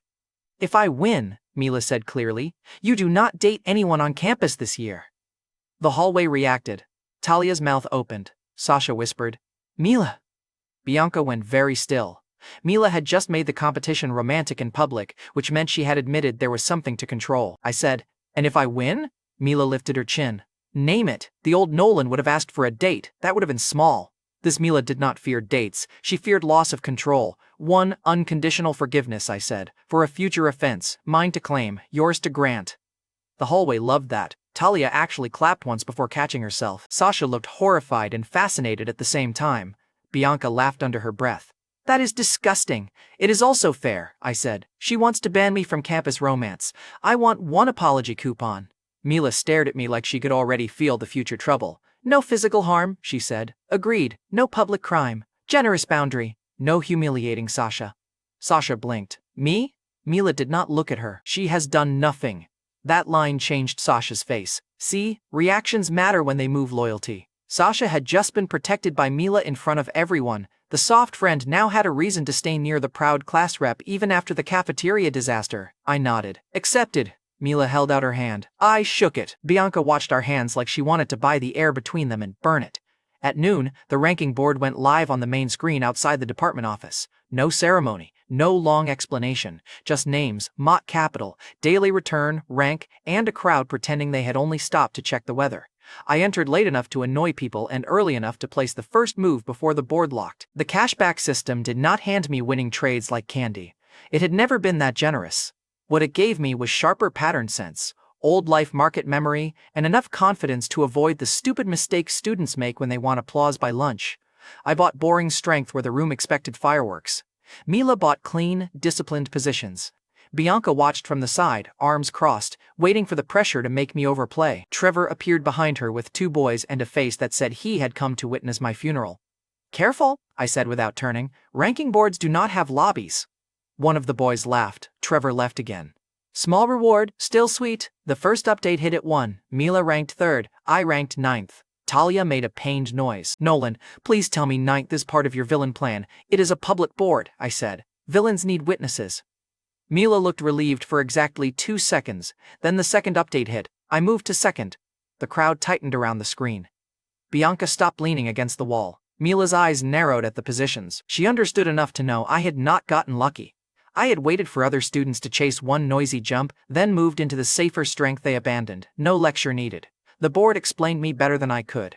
At 3, the final update for the day posted. Rank 1, Nolan Reed. Rank 2, Mila Vance. The hallway erupted, not with generic shock, with consequences. A professor I barely knew pointed at the screen and said, That is disciplined. Who is advising him? Talia grabbed Sasha's arm. He is expensive again. Sasha smiled despite herself. Mila stood very still, staring at the two names. Mine above hers, her bed under my hand. Bianca looked at the board, then at the crowd, then at me. She had tried to inflate the pressure until I cracked. Instead, she had advertised the win. I leaned toward her and said, "Thank you for the screen." Her eyes flashed. "Do not thank me. Then invoice me. You could not afford it. Your father thinks differently." That landed. Her mouth shut. The professor approached me before Bianca could answer. "Mr. Reed, the department may want you to speak about your approach later this week." "I charge for speeches," I said. He blinked.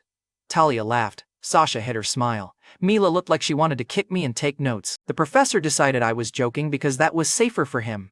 The ranking board refreshed once more with a tiny green arrow beside my name. Nothing dramatic, no fireworks, just a number moving higher than everyone expected. That little arrow did more damage than applause. Applause can be dismissed as hype. A board makes jealous people stare at the same answer until it feels official. Trevor came back just in time to see it. His face tried to become bored and failed. "Mock money," he said. "Congratulations on being rich and pretend." I looked at him. "Careful, you already lost pretend property." The hallway laughed again. Trevor's mouth shut so hard I heard his teeth click. Mila did not laugh. She was still staring at the rank. That made the win cleaner. She was not a fool, and she was not pretending the board meant nothing just because she had lost. Her pride hated the result. Her brain respected it. That combination was going to cost both of us later. My phone buzzed with Arthur Ellery's name. I had given him my number at the estate because useful doors should open both ways. His message was short. "Starter account, small by our standards. Manage it for 30 days. Bianca will coordinate. Do not bore me." The cashback system flashed at the edge of my vision. External capital access detected. Opportunity chain upgraded. I read the message twice because I wanted to enjoy the shape of it. Blaine Carver's fist had bought my first body. Trevor Baines's mouth had bought my first campus face. Slap. Talia's sabotage had dragged Bianca into the room. Bianca's public trap had put my name on the board. Now Arthur Ellery had handed me a starter account because his daughter had tried to make me smaller. Revenge became business. Mila walked up to me while the crowd was still staring at the screen. "You won," she said. "You noticed. One forgiveness," she said. "No expiration? Do you want to negotiate after losing?" Her pride fought her common sense and lost by a narrow margin. "I will honor it," she said. I leaned closer, just enough for only her to hear. "Good. Start worrying now. It will make you sharper." Her face changed. Not fear. Anticipation, which proud people hate more because it feels like consent from the part of them they cannot discipline. Before she could answer, Bianca stepped between us. "Move," Mila said. Bianca ignored her and held up her phone. Arthur's message was there too, forwarded to her. "My father gave you an account," Bianca said. The hallway quieted again because rich family business spoken in public turns students into furniture. I said, "He gave me a test." "No," Bianca said. "He gave you access," Talia whispered. "That sounds better." Bianca's eyes stayed on mine. "If my family is paying you, then you can start acting like mine." Bianca Ellery looked at me in front of the ranking board and said, "If my family is paying you, then you can start acting like mine." The hallway went quiet for the wrong reason. People did not hear a business comment. They heard a rich girl put a leash on a boy in public. Talia Burke's eyes lit up like she had smelled a luxury scandal. Sasha Wynn looked at me first, then at Mila Vance, because Sasha still believed some disasters could be softened if people noticed them early. Mila noticed. Her face went colder than the screen behind us. I looked at Bianca's phone, then at Bianca. "Your father gave me a 30-day test." "My father gave you access," Bianca said. "And you think access makes me property?" Bianca lifted her chin. "I think access comes with behavior." There was the opening, not the account, not Arthur Ellery's money. Bianca's mistake was thinking she could make ownership sound like etiquette. I slipped my phone into my pocket and asked, "What behavior?" Bianca's eyes narrowed. Good. If she stayed vague, she controlled the mood. If she said it out loud, she paid for the sentence. She said, "Do not play stupid." "Too late," I said. "You made a public offer. I want public terms." Talia whispered. "Oh, I love terrible contracts," Mila said. Talia shut her mouth, but her smile stayed alive. Bianca stepped closer. "Fine. You keep the Ellery account by not embarrassing my family? You stop letting Mila use you whenever she needs a shield. You stop collecting girls like they are campus coupons." Sasha made a small sound. "Bianca!" Bianca did not look at her. Her eyes stayed on mine. "And when I need you to look wanted, you stand beside me and make it believable." There it was. The fake boyfriend demand did not arrive wearing a pretty dress. It came wearing a black card and family money. Mila's hand tightened around her binder. I asked Bianca, "So you want a boyfriend on command?" "Fake boyfriend," Bianca said. "Do not flatter yourself. Fake is usually cheaper. Not with my family. The students near the board leaned in without moving. A campus crowd finds blood like that. Nobody wanted to be rude. Everyone wanted the next line. Bianca pulled a sleek black card from her phone case and held it between two fingers. "This opens doors you have not even seen yet," she said. "You can stop acting like you got here alone." I looked at the card. Then I looked at her mouth. Bianca saw where I was looking and froze half a second too late. I said, "Do you want me to prove the fake boyfriend act right here?" Her face changed. The card had been a weapon when she held it. Now it looked like a receipt. Mila took one step forward. "Nolan." I did not look away from Bianca. She made the offer. Bianca laughed once, sharp and unbelieving. "You would not dare. Say yes," I told her, "or I keep standing here." That mattered. I was shameless. I was not stupid. Bianca could threaten with money, reputation, and family pressure. She could dare me in front of half the department. But if she wanted the scene, she had to choose the scene. Her eyes flicked to the crowd. She understood the trap. If she said no, she admitted her fake boyfriend threat was performance. If she said yes, she had to survive the performance. Bianca lowered the card. "Yes, Nolan," she said, slow enough for everyone to hear. "Prove it." Mila's face went still. Talia stopped smiling. I stepped in before Bianca could decide she had been brave enough. The kiss was brief, clean, public, long enough for her perfume to hit my throat and for every phone in the hallway to become a weapon. Then I stepped back first. Bianca did not expect that part. She had wanted to make me act like hers. I made the whole hallway watch her stand there, lips parted, with her black card still in her hand, and no idea what to do with it. A phone camera clicked, then another. The ranking board behind us still showed my name above Mila's, but nobody was looking at the board anymore. Bianca touched her mouth. "That tiny movement killed her," Talia whispered. "Oh, that was not fake enough. Sasha looked like she wanted to drag everyone into separate rooms and make us drink water." Mila closed the distance between us with the kind of calm that meant someone was about to lose skin. "What shade is that?" Mila asked Bianca. Bianca blinked. "Excuse me?" Mila pointed at my mouth without looking at me. "Your lip gloss." The hallway turned viciously alive. Bianca's eyes cut to my lips. So did Talia's. So did half the department. Bianca wiped at her own mouth, which was the worst thing she could have done. The gesture admitted there was proof. Mila smiled. It was not a happy smile. It was the smile of a proud woman finding a knife on the floor and deciding God had left it there for her. "If your family wants a receipt," Mila said, "there it is." Bianca's face heated. "Do not start with me." "I did not start this," Mila said. "You put payment terms on a person." Bianca stepped toward her. "And you put a collar rumor on my name." "The crowd loved that too much," Sasha said. "Can we not do this in the hallway?" "No," Talia said under her breath. "This is historically important." Mila looked at me then. Not soft, never soft. She looked like she wanted to punish me for being useful to another woman and punish herself for caring that I was useful. "Is this theater?" Mila asked me. Bianca bought the stage. "And you sell scenes now?" "Only when the audience is already seated."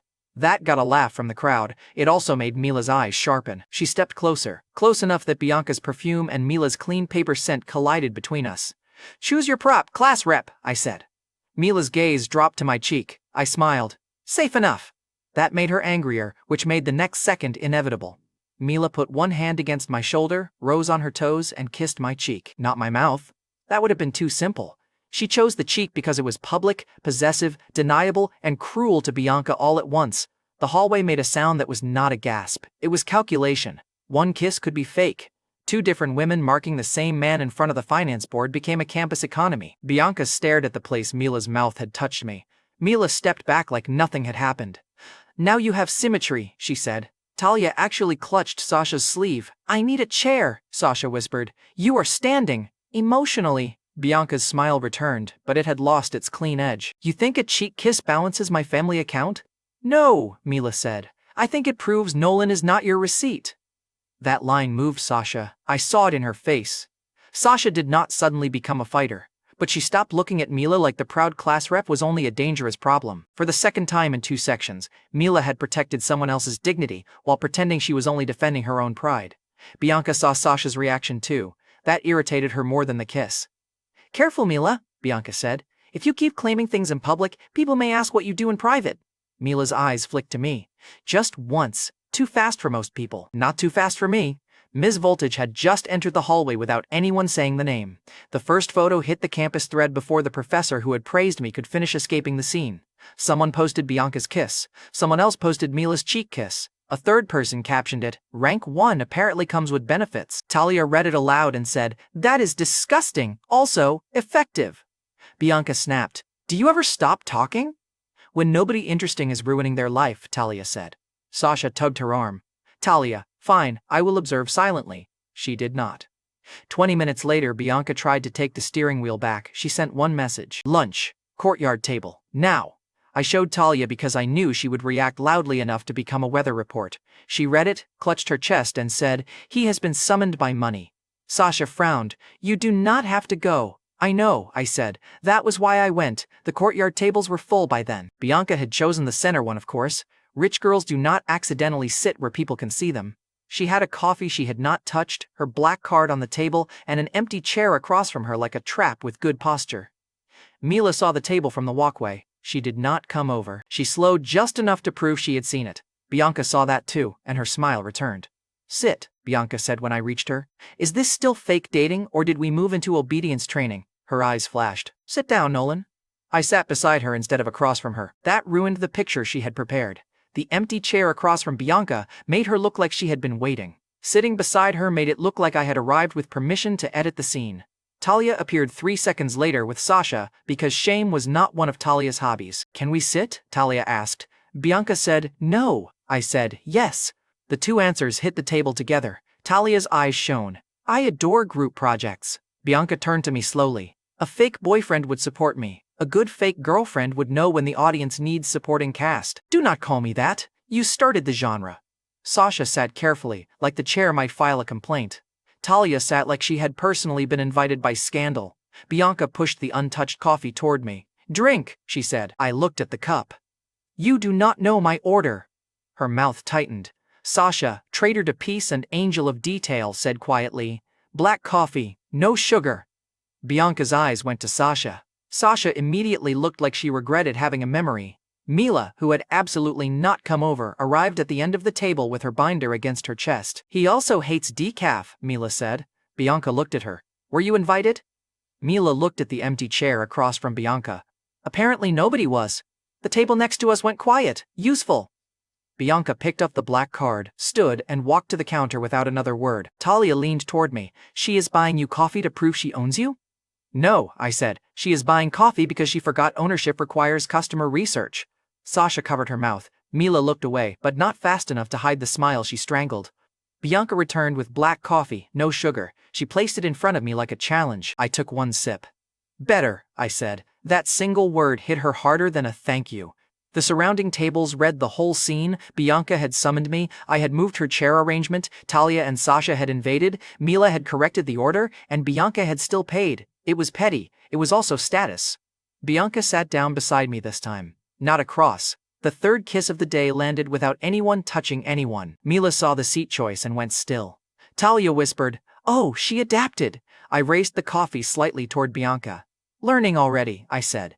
Bianca's smile was beautiful and murderous. "Keep talking. I will learn where to bury you."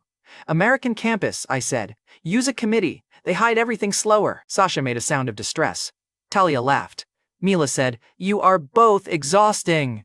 But Mila did not leave. That was why the lunch scene mattered. Bianca had tried to make the public kiss look like her control returning. Instead, everyone watched her buy the right coffee only after two other girls knew me better. Money had purchased the cup. Attention had purchased the wound. By late afternoon, the photo had moved faster than the ranking board. The finance win still mattered, but now it had a face, 2 lipstick marks, and an Ellery heiress trying to pretend she had not been the one who started the fire. The reward was visible. Bianca had wanted obedience. She got a public claim she could not fully control. Mila had wanted deniability. She got caught competing with a rich girl over the boys she kept pretending to supervise. And I got exactly what the system loved most, status bought with someone else's pride. The cashback system flickered once while I walked out of the department. Public romantic pressure detected. Social value chain upgraded. I almost laughed. Even the system had taste. The problem with public chaos is that it invites old ghosts to visit. I was near the courtyard when someone called my name. "Nolan?" I turned. Iris Calloway stood near the campus steps with a weekend bag over one shoulder. For half a second, the whole loud, ugly, lipstick-covered day bent around that one voice. Iris looked different from the train because I was different from the train. She had the same composed face, the same clean warmth, the same habit of looking directly at a person instead of scanning for the highest status exit. In my first life, Iris had been the kind of girl I watched from the edge of rooms while better-looking men practiced confidence around her.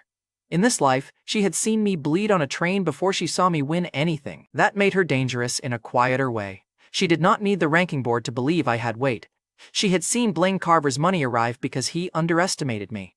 People like Bianca bought public proof. Iris carried private proof. Macy Kepler stood beside her with a smaller bag and the expression of someone who had arrived at a campus visit and walked straight into a live drama. "Iris," I said. Her eyes moved over me. Not in the hungry way Talia looked. Not in the combative way Mila looked. Iris looked like she was checking whether the injured boy from the train had really become the person in the photos. "You look better," she said. I had expensive motivation. Macy looked from Iris to me. "This is the train guy?" "This is Nolan," Iris said. That correction landed softer than a kiss and somehow annoyed 3 women more.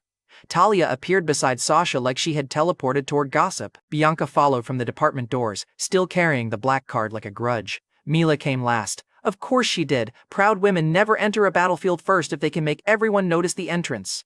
Iris smiled at Sasha because Sasha looked safe. "Hi, sorry." Macy's brother Micah said we could drop our bags near his dorm, but he is late. Sasha recovered first. "I can text him, he is probably in class." Macy's eyes moved to the faint mark on my cheek. "Did we interrupt something?"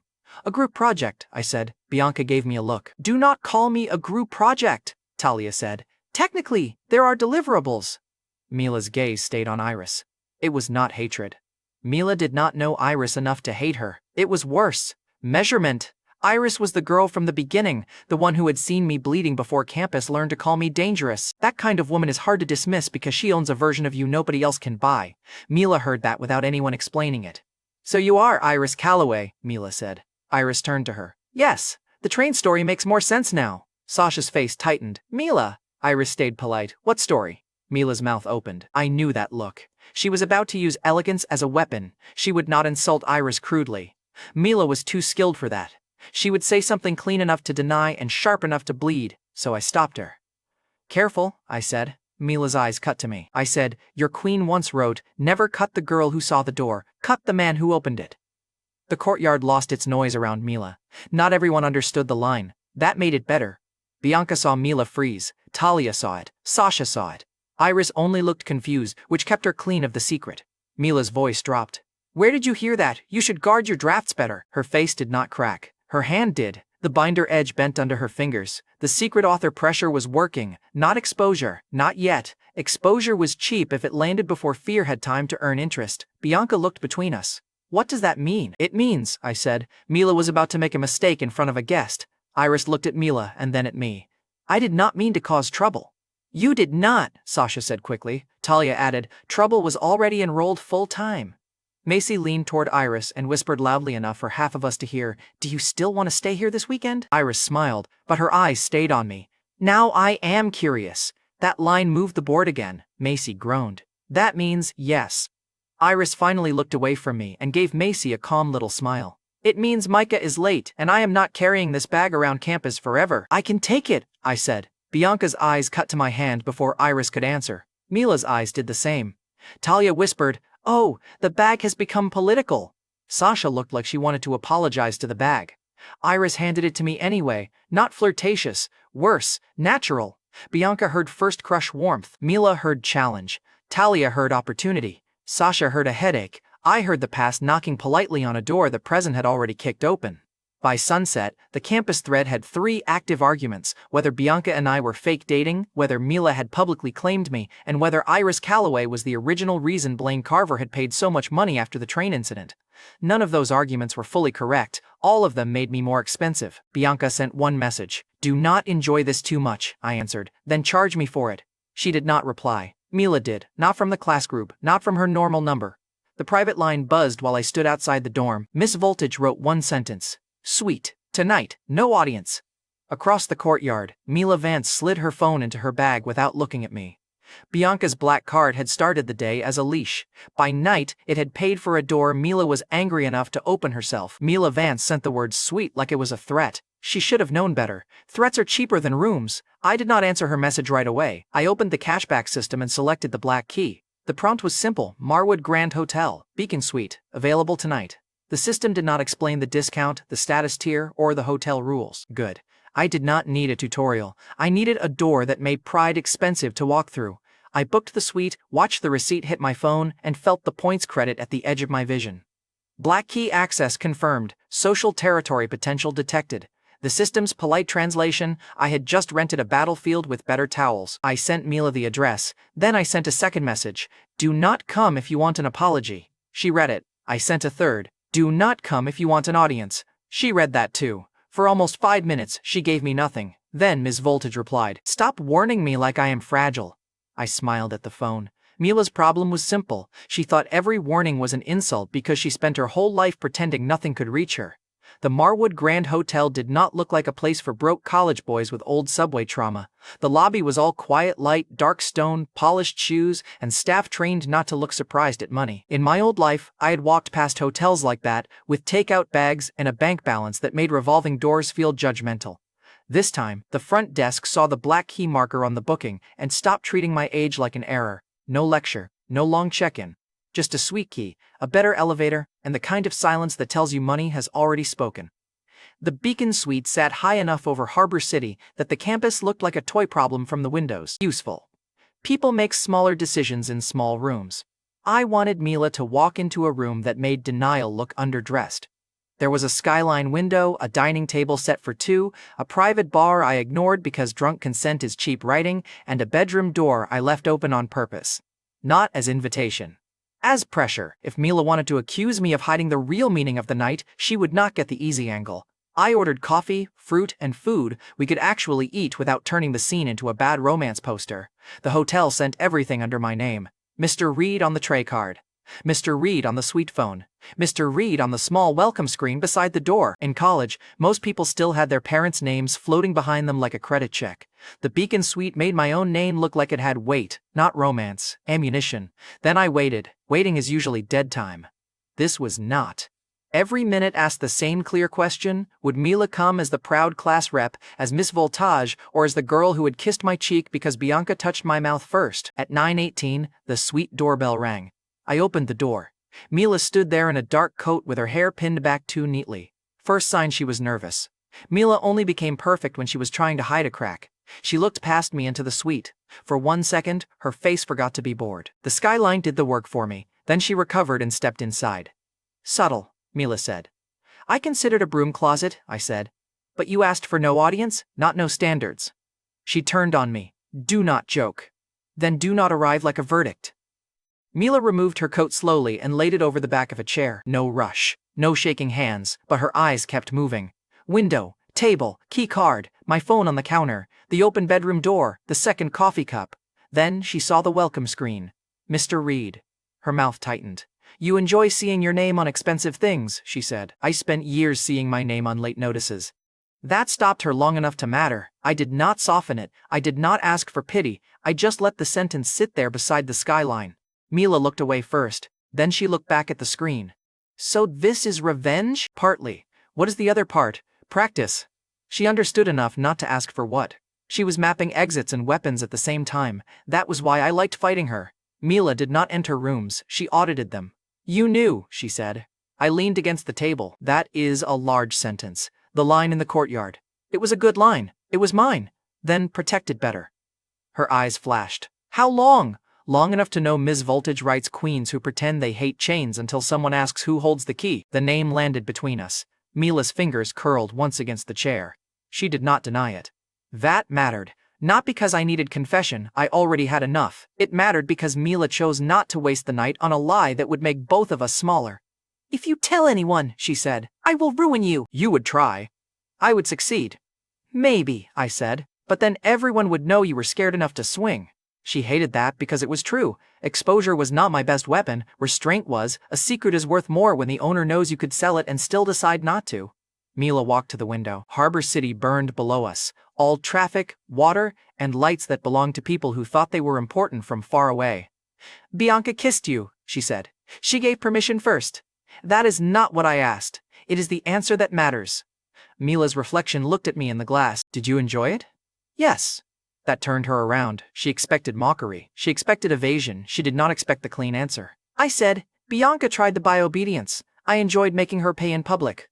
And me? You tried to protect your pride and punish hers at the same time. Did you enjoy that? More. Her face colored, barely. With Mila, barely was a confession wearing armor. She walked back to the table and picked up the sweet key. Is this another prop? She asked. Everything expensive is a prop until it changes what people do. And what am I supposed to do? You tell me. You sent the message. Mila put the key down. Then she said the first honest rule of the night. No games unless both of us say yes. I nodded once. Agreed. No using the bet. I was not going to spend forgiveness on a door you opened yourself. Her eyes sharpened. No pretending I came here because Bianca touched you. You came here because Bianca touched me. Iris saw me. Talia talked too much, and I quoted a line you wrote when you thought nobody real could read you. Mila stared at me. I added, but you chose the elevator. That one got through. Her anger did not disappear. It changed shape. Mila's pride liked rules because rules let her call desire discipline. So I gave her rule back to her, clean and simple. If you say stop, I said, the room stops before the sentence finishes. She looked at the bedroom door, then back at me. And if you say stop, she asked, same rule. Good. The word came out too soft, she noticed. Of course she noticed. Mila stepped closer and touched the collar of my shirt with 2 fingers, the same way someone might test whether a blade was sharp. You are enjoying making me say everything first, she said. Yes. You are a terrible person. You came upstairs. Her mouth almost moved. Almost. Then she said, I want the war. There was the payoff. Not love, not surrender. Mila Vance did not become gentle in the Beacon Suite. She became dangerous in a room that cost more than my old monthly salary. She chose the war while looking straight at me. I said, then say yes. Mila's fingers tightened on my collar. Yes, she said. I said it back. After that, the city kept its mouth shut. There are moments a narrator can ruin by trying to prove he was there. This was one of them. The only detail that matters is that every door stayed open, every yes stayed spoken, and when Mila finally stopped pretending she had only come to win an argument, she looked more furious about wanting me than she had ever looked about hating me. The next morning she sat at the far end of the breakfast table in one of the hotel's white robes, tied like armor. Her hair was damp, her phone was face down. Her expression said she had personally declared war on the sun for rising too early. I poured coffee, she watched my hand. Do not look proud, Mila said. I am naturally gifted at being unbearable. That too. She took the coffee and drank it like it had offended her. For almost a minute, neither of us spoke. That silence was not soft, it was loaded. Finally, Mila set the cup down and said, This changes nothing. I looked at the robe. She followed my eyes and went red enough to make the coffee unnecessary. Do not, she said. I did not speak. Your face did. My face is honest. Your face is unemployed. I laughed. She hated that too, but less than she wanted to. Then her phone buzzed. She looked at it and the room changed back into consequences. The campus thread had found a new toy. Someone had posted a photo of me entering the Marwood Grand Hotel lobby the night before. No room, no Mila, just me, the black key marker visible on the hotel screen behind the desk, and enough context for gossip to start charging rent. The caption read, Campus Shark upgraded from ranking board to penthouse? Mila's face went still. They do not know you were here, I said. Do not comfort me. I was clarifying. Same insult. She picked up her phone and typed something. My private line flashed. Ms. Voltage has blocked this channel. Then my normal phone buzzed with one message from Mila. War means distance. Do not chase. She stood before I could answer. Mila? She looked at me from the doorway. For 1 second, the robe, the skyline, the expensive coffee, and every sharp line between us disappeared, and I saw the girl who had put her secret work online because it was safer than wanting anything in public. Then she put the armor back on. You wanted a war, she said. Do not complain when I use strategy. She left. The suite door closed softly. Expensive places love making damage sound elegant. I gave myself one breath. One. Then the next pressure arrived. Bianca called before I reached campus. I let it ring twice because I was petty and because rich girls need exercise. When I answered, she did not say hello. Where were you last night? Bianca asked. In a room. Do not be cute. Then ask a less adorable question. Her voice went colder. People are saying you were at the Marwood. People are observant. With who? That is not part of the fake boyfriend package you tried to purchase. Silence. Then Bianca said, So there is a package. You named it. She hung up. Not good. Bianca did not hang up because she was done. Bianca hung up when she wanted to arrive with better lighting. At Bayside, Talia found me before class and literally smelled the sleeve of my jacket. I stared at her. She stared back with no shame. Hotel soap, Talia said. Sasha covered her face. Talia, please stop smelling people. This is investigative friendship. It is not friendship. It could be if he answers. Mila passed us without looking. It was the loudest thing she had done all morning. Talia saw it, then looked at me, then at Mila's perfectly blank face. Oh, Talia said. Sasha's eyes widened. No. I did not say anything. Your face did. My face is gifted. I almost smiled. Mila heard that and still did not turn around.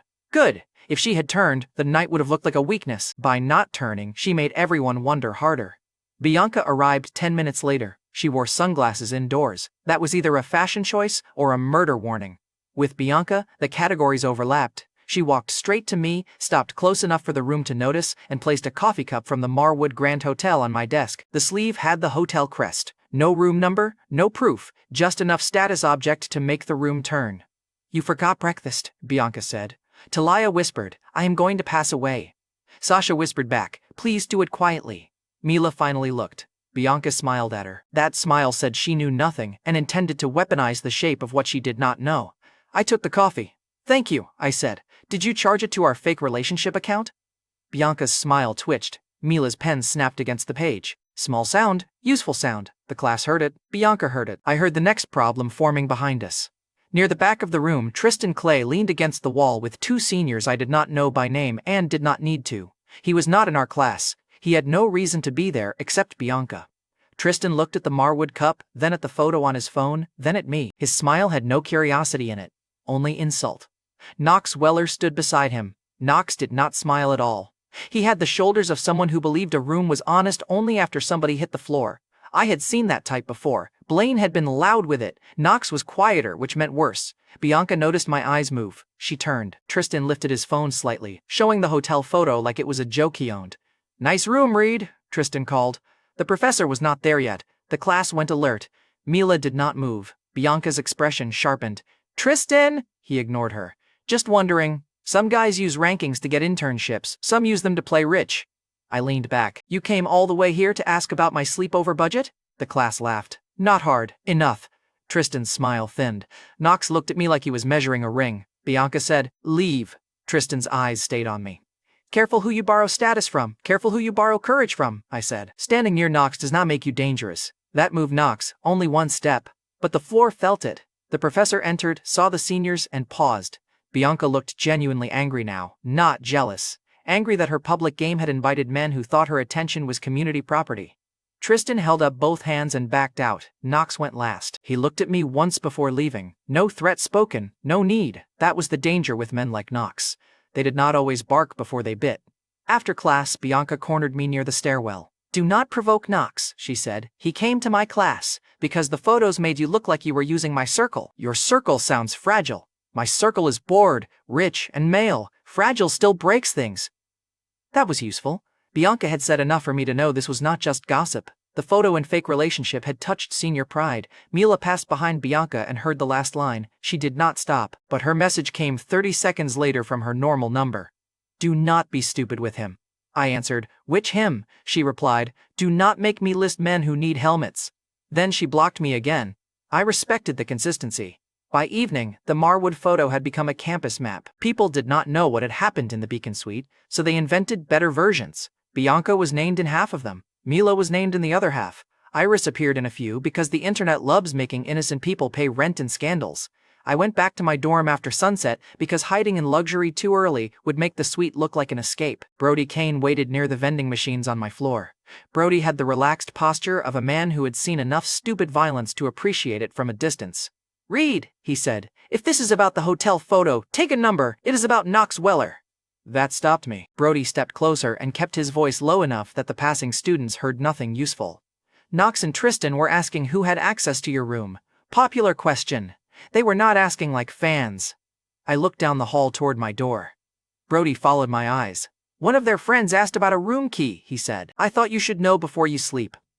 There it was. Bianca's public claim had turned into male insult. Mila's private war had turned into campus rumor. The Beacon Suite had given me territory. Now the dorm wanted to remind me where I still looked reachable. I thanked Brody. He studied my face. You going to report it? I looked at my door. Then I smiled. No, I said. I am going to make them knock. Brody Kane's warning did not make me call campus security. That would have been clean. I did not need clean. I needed memorable. Knox Weller and Tristan Clay were asking about my room key because they thought the dorm was the one place where my money, my ranking board, Bianca's fake claim, and the Beacon Suite could not protect me. They were half right. The dorm could not protect me. So I made the dorm protect the story. I did not explain the plan to Brody. I did not message Mila. I did not warn Bianca. If too many people know a trap, it stops being a trap and becomes a committee. I went into my room and looked at the bed Rocco Flynn had once tried to claim before the hammer educated him. The old room was narrow. Cheap desk, bad lamp, thin closet, a window that showed another building close enough to make poverty feel neighborly. Perfect. Rich boys hate ugly rooms because ugly rooms do not flatter their fantasy. I moved fast and kept the setup simple. A black sheet, 2 training rings, a chair, the old hammer under my hand. Enough darkness to make imagination do the heavy lifting. No instructions, no clever mechanism.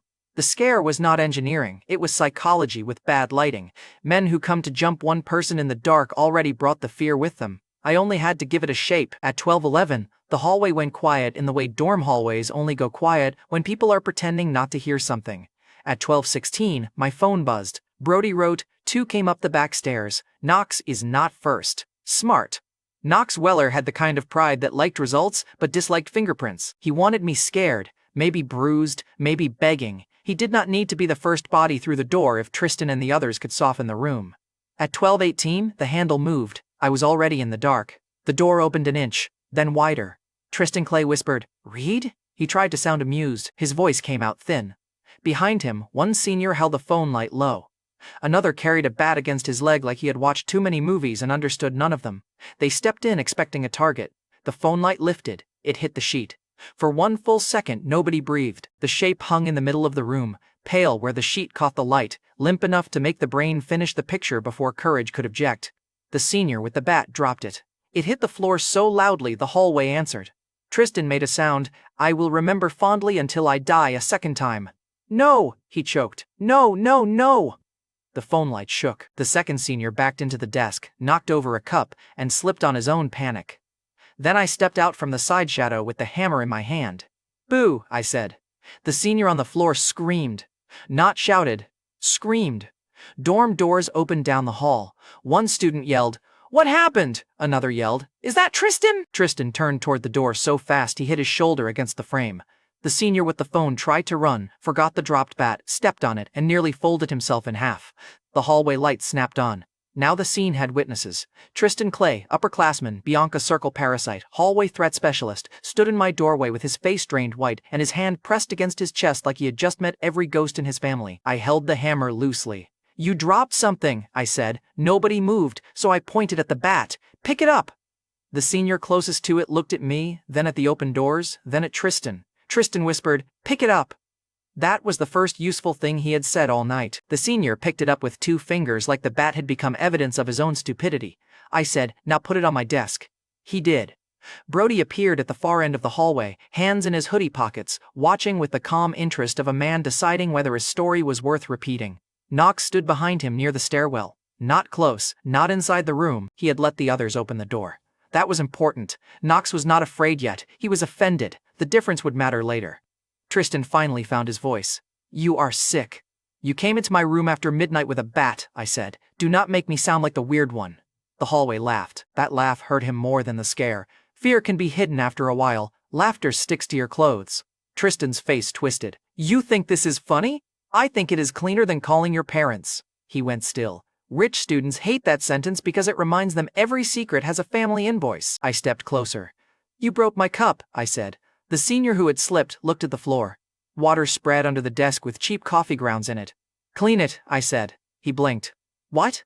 I lifted the hammer half an inch. He cleaned it. Rocco Flynn opened his door 3 rooms down, saw me holding the hammer again, and immediately decided his room had fascinating wallpaper. His door closed. That tiny click was not loud. It still paid. Rocco had been the first dorm bully to learn I was not a soft target anymore. Now a new batch of upperclassmen was receiving the updated curriculum in front of him. That was the second payoff, not the scream. The cleanup. Men who came to make me kneel ended up crouched on my floor with paper towels while half the dorm watched. Brody's mouth curved. Knox did not laugh. Good. Laughing men usually leave. Silent men come back with a plan. The senior with the bat placed it on my desk. He avoided looking at the hanging sheet. I pulled the sheet down and tossed it onto the chair. The room became ordinary again. That made the scare worse. Once people saw how cheap the trick was, they had to face the ugly part. The thing that had beaten them was not a ghost. It was their own expectation that I would be helpless. Tristan understood that. His mouth tightened. "This is not over," he said. "No," I said. "Now it is funny." The hallway laughed again.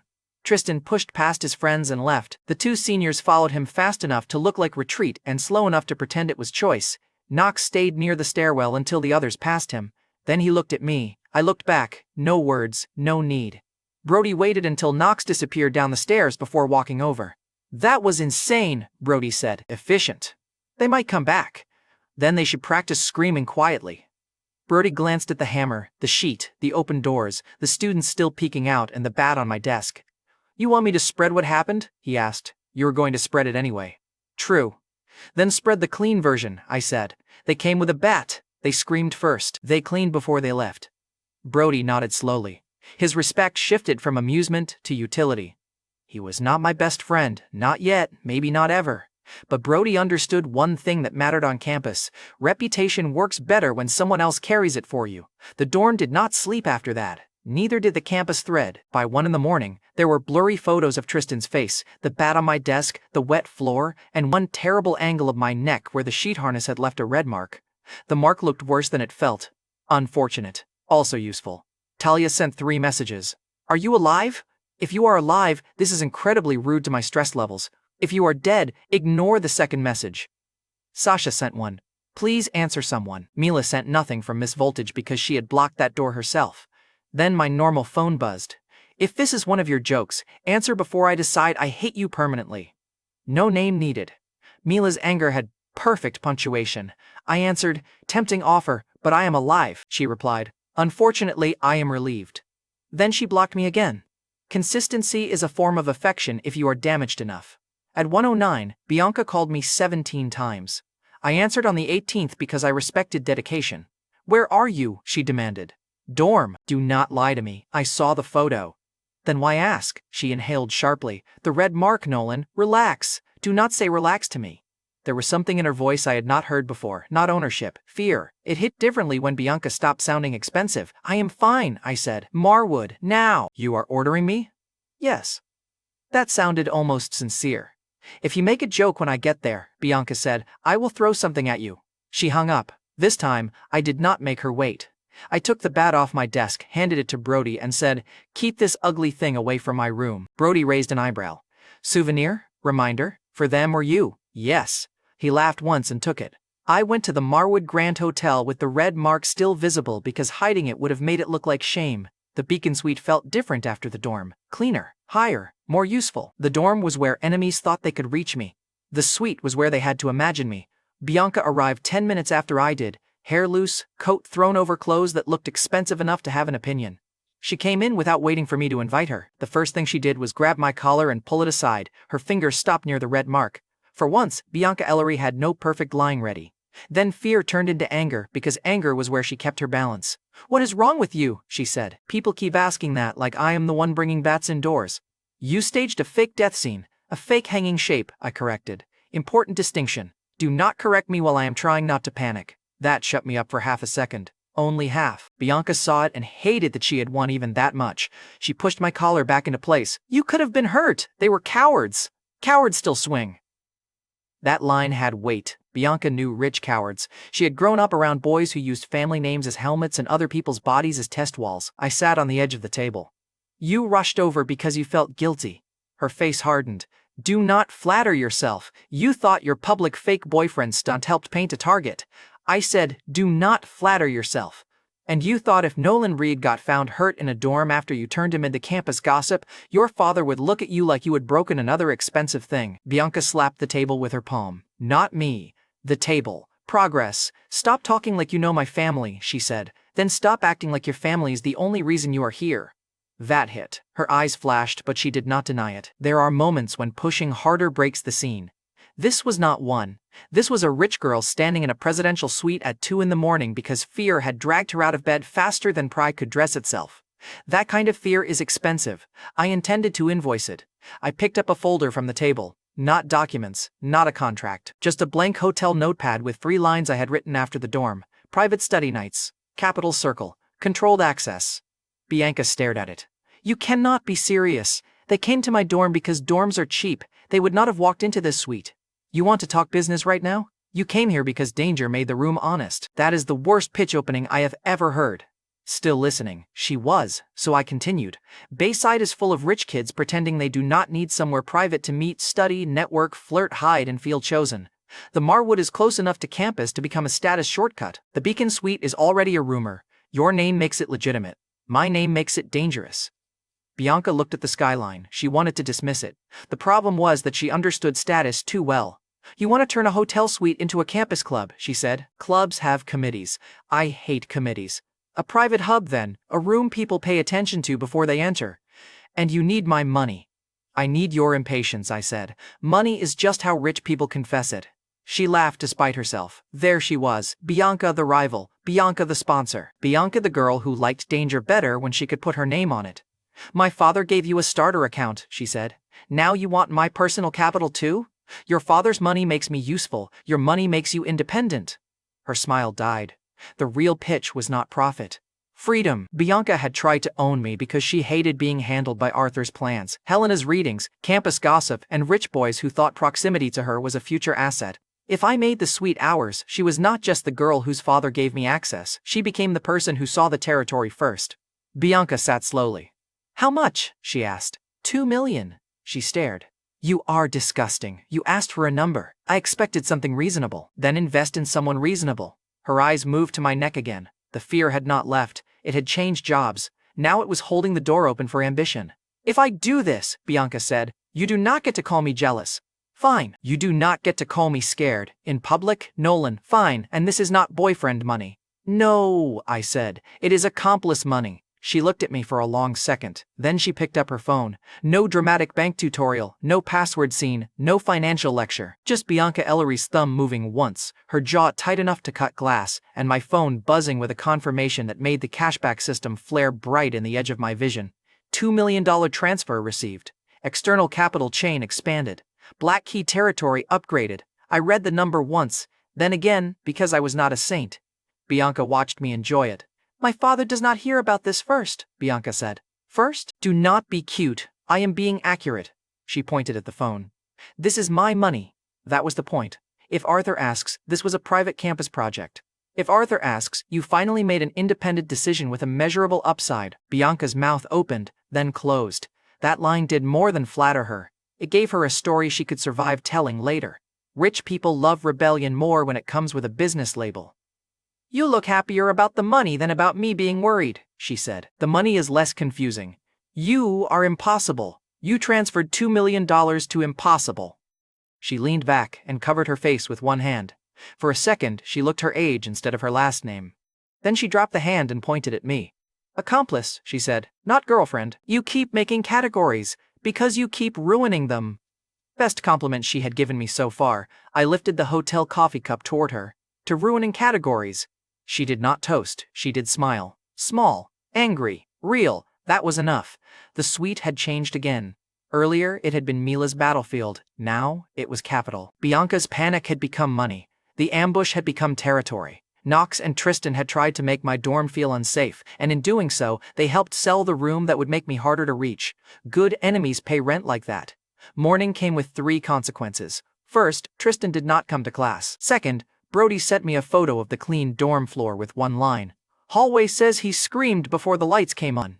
Third, Knox Weller finally stopped letting other people knock. I was still in the Beacon Suite when Brody's next message arrived.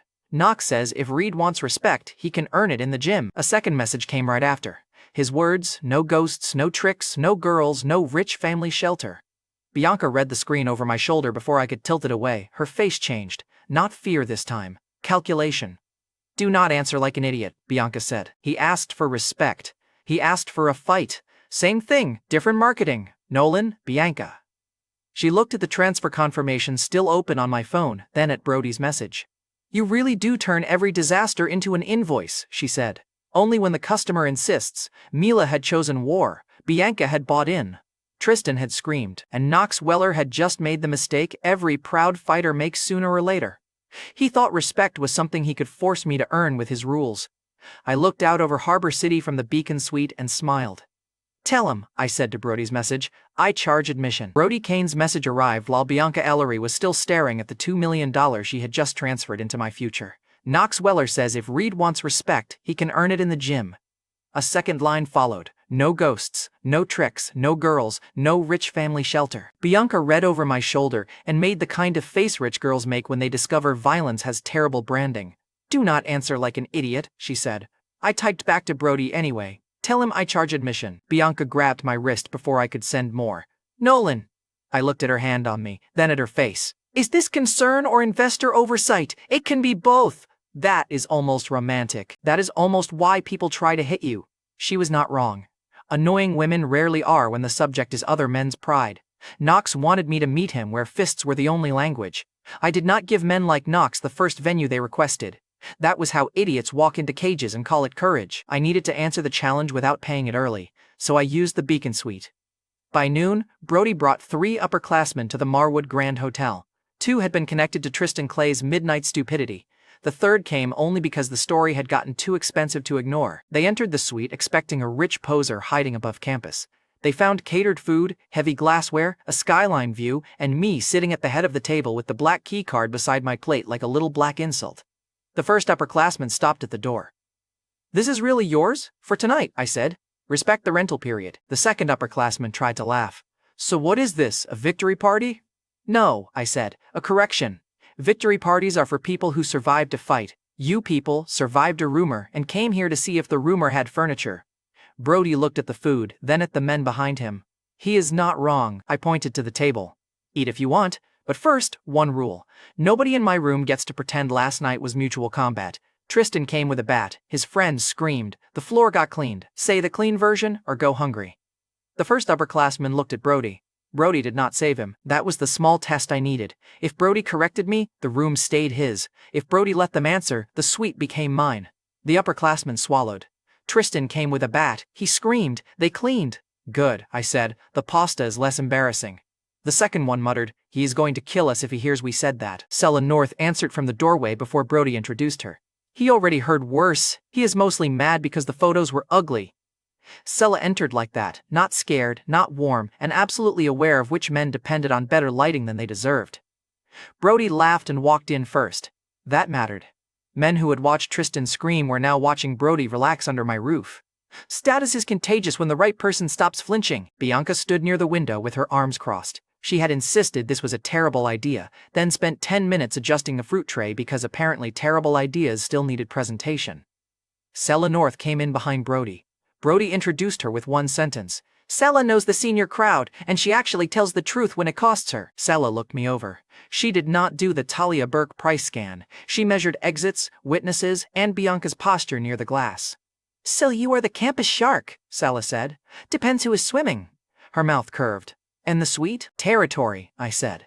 "People behave differently when the carpet costs more than their excuses." Sella walked to the table but did not sit. "Territory usually has taxes. What do you collect? Clean stories, useful warnings, and people who know when not to touch what is not theirs." Her gaze moved to Bianca. "That why she is here?" Bianca said. "I funded the room. I do not belong to the room." "Nobody said belong," Sella said. The table went quiet because Sella had touched the live wire without smiling. I set my cup down. Bianca bought in because she is less boring than her family hoped. Brody came because he likes having a story worth carrying. You came because you wanted to know whether I protect access or just sell it. Sella's expression changed. "And? Access is expensive. Safety is not negotiable. Not noble. Noble would have been free and stupid. Practical mattered more. A room that could not keep one woman from being cornered would never become a territory. It would become a prettier dorm." One of the upperclassmen muttered. "Tristan is saying you set him up." I lifted my coffee. "He came to my room after midnight with a bat. If he wants sympathy, he should start by explaining the bat's emotional needs." Brody laughed first. The others followed because laughing with Brody was safer than defending Tristan. First shift of the afternoon, not friendship, not loyalty, something more useful at that stage. Permission. They had permission to stop treating Tristan like the default senior threat. I let them eat before I asked questions. Food makes weak men honest and ambitious, men careless. The black key made the hotel staff appear before anyone had to look for help, and every time a server called me Mr. Reed, an upperclassman at the table sat a little straighter. Bianca noticed too. She leaned close while the others argued over who had spread the hallway photo. "You are enjoying this too much." "I am feeding people who came to see if I was hiding," I said. "This is community service. You are building a court. Courts have judges. I prefer customers."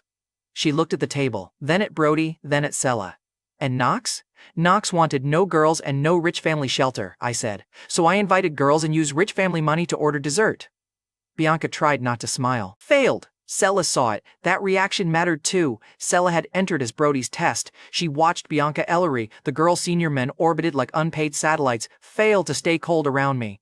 That told Sela the rumor was not empty. It told the room I was not just borrowing an heiress. I was making the heiress react. After lunch, Sela stepped out toward the service hall to take a call. I saw Tristan Clay move before anyone else did. He had not been invited, but cowards love hallways. They give a man just enough privacy to pretend he is brave. Tristan came from the elevator side with his jaw tight and a bruise on his pride no mirror could show. He waited until Sela was near the service door, then blocked her path with one hand on the wall. I could not hear the first line. I did not need to. Sela's shoulders changed. She tried to step around him. He shifted with her. That was enough. I set my cup down. Bianca followed my eyes. "Nolan, investor oversight?" I asked. "Do not make a murder joke." "Fine, a rescue joke." I walked out before the table could turn into a committee. Tristan saw me and smiled like a man trying to remember how he used to scare people. "Private conversation," he said. Sela said, "It was not a conversation." "Good. Clear witness, clear refusal, no guessing required." I looked at Tristan's hand still braced against the wall. "Move it," he laughed once. "Or what, you hang another sheet?" "No," I said. "This carpet is nicer, blood would be rude." Sela's mouth twitched despite herself. Tristan saw that and lost another inch of control. "You think the hotel makes you untouchable?" "No. I think touching women in service halls makes you predictable." The suite door opened behind me. Brody came out first, then the upperclassmen, then Bianca, slow and furious, because she understood exactly how this hallway would look if it spread. Tristan's hand dropped. That was the second shift. He did not move because I had threatened him. He moved because the witnesses changed the price. Sela stepped away from him and stood beside me. Not behind me. Beside me. Tristan saw the placement and hated it. She lifted her phone where he could see the screen. "The senior group is asking why I left the suite. Do you want me to type the version where you blocked the hall, or the version where Nolan walked out before you could touch my wrist?" Tristan's face tightened. That was the third shift. The rumor did not need me anymore. Sela could carry it herself, and because she was the person he had cornered, every sentence from her cost him more than a threat from me. "You are collecting strays now?" he asked. Sela answered before I did. "Better than being cornered by one." The upperclassman laughed. Tristan's face went red. Bianca said his name once. Tristan. That one word carried the Ellery weight he had been pretending to own. It also made the hallway pick a side. Tristan looked at Bianca. "You keep letting him use you." I said, "Careful. She charges for insults now." Bianca's eyes flashed at me, but she did not correct me. Sela looked between us and understood the most useful version. Whatever Bianca and I were, Tristan was outside it. Tristan backed toward the elevator with a smile that looked stapled on. "Knox is going to enjoy you. Tell him the admission price went up," I said. The elevator doors closed on Tristan's face. Sela let out a breath she had been holding. Brody asked her, "You good?" She nodded, then looked at me. "You did not make a speech. Speeches give men time to lie." Sela smiled. "Then I owe you a short thank you." "Accepted. Keep it useful." That made Brody laugh again.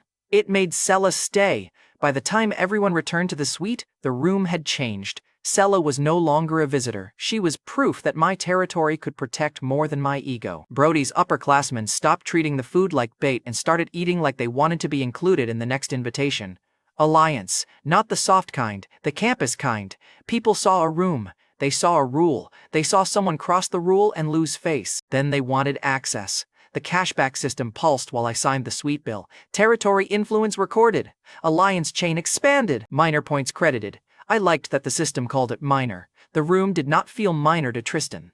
That evening, Bianca came back with a garment bag and a threat. "You are changing," she said. I was sitting at the table answering Brody's update about Knox without promising a fight date. "Into what?" "Something my father can bring to Arthur's private club without looking like he found you under a vending machine." "I was found on a train. Respect the origin story." She hung the garment bag on the bedroom door and unzipped it. Inside was a dark suit, a white shirt, polished shoes, and a small blue lapel pin that caught the light like it knew it was overpriced. I looked at the suit. This boyfriend package keeps adding services. This is not boyfriend service. Investor styling? Damage control. For me or your father. Bianca stepped close and held the jacket against my shoulders. Her eyes moved over me with the same sharpness she used on accounts, rumors, and enemies. For the room, she said. Old men decide whether they like you before you finish your first sentence. Then I should not waste the first sentence. Exactly. Her hands adjusted the collar. For a second, neither of us joked. Dangerous, so I fixed it. If you keep dressing me, people will think you care. Bianca fastened the lapel pin harder than necessary. If you keep talking, I will put it through skin. Romantic. Medical. She stepped back. The mirror showed a different kind of upgrade from the hospital one. The cashback system had fixed the body Blaine paid to damage. Bianca's suit fixed the room before I entered it. A poor man in a suit is still poor if he wears it like a costume. I wore it like a receipt. Arthur Ellery's private club did not have a sign that needed proving. The front door was quiet. The staff used names softly. Men inside wore watches that looked casual until you understood the price of casual. Arthur waited near a table with Elliot Stroud. Elliot did not stand when I approached. His first test. He looked at the blue lapel pin, then at my face. So this is the student who made my old friend talk about mock portfolios at breakfast. Arthur smiled. Nolan Reed. I shook Elliot's hand. He had the grip of a man who had won enough rooms to stop crushing fingers for sport. Elliot said, Bianca dressed you. She threatened me into compliance, I said. Bianca, standing beside me, said, he required supervision. Elliot's eyes moved between us. Good. Supervision is underrated when money is young. Money is never young, I said. Only the idiot holding it. Arthur laughed. Elliot did not.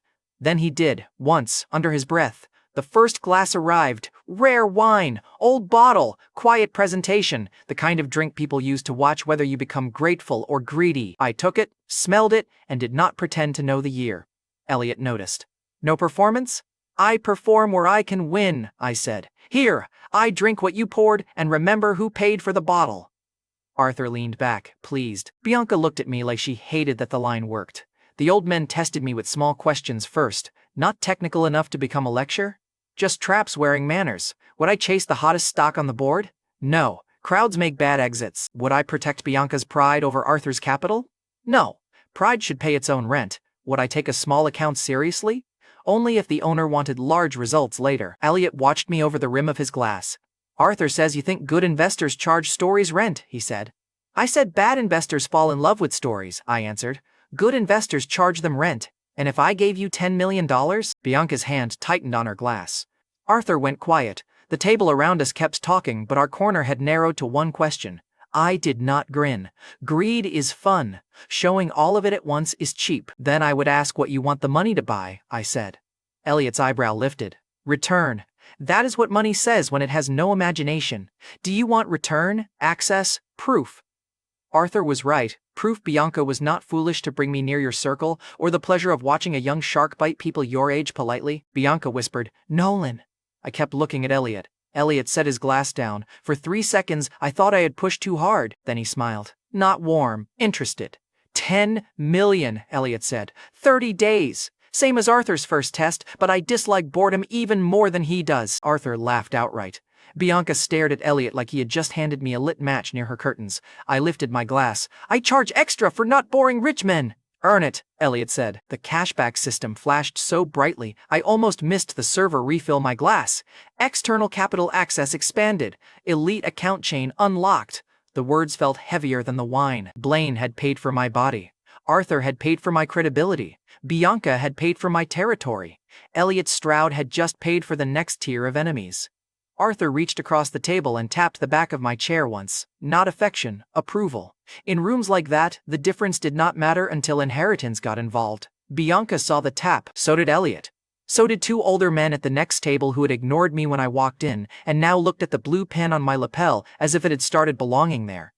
The hidden payoff of the club was access. 10 million sounded louder, but the real upgrade was entry.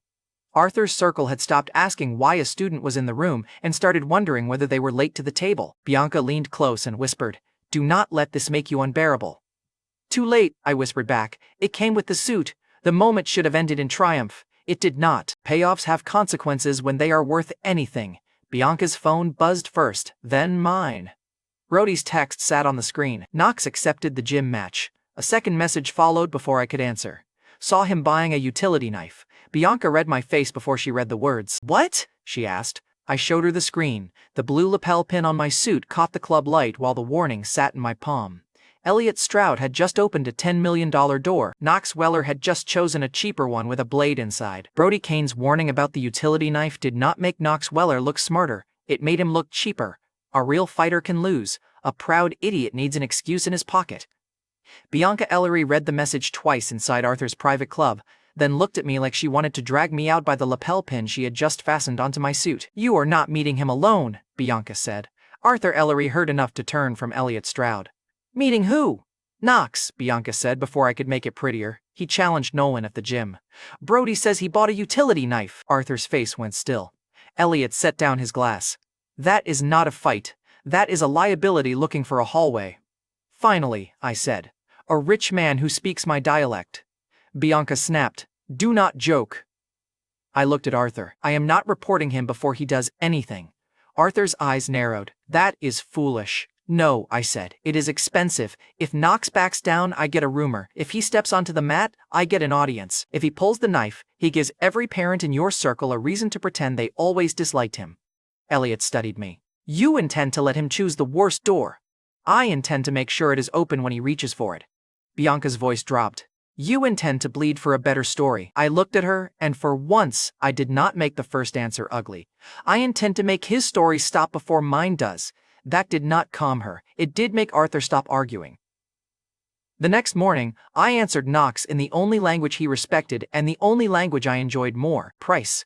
Brody spread the message through the senior circles. The gym match would happen that evening. No random pile-on, no hallway jump, no whispered dorm key. Knox, Tristan Clay, and Trevor Baines wanted respect? Fine, they could sign for it. One page sat on the gym counter by 5 o'clock. Not a legal saga. Not a hearing. Not a campus process. One page. If they stepped onto the mat and lost, they owed $50,000 each to the private campus hub for safety, repairs, and my personal amusement. If I lost, I would apologize publicly and shut down the suite events for the month. If anyone brought a weapon, the match ended. The video went to the people whose money Knox still wanted near him, and the penalty doubled. Greedy? Absolutely. But pride is easier to control when it has a bill attached. The gym was already crowded before I arrived. Students lined the wall. Some came for Knox. Some came for Bianca's reaction.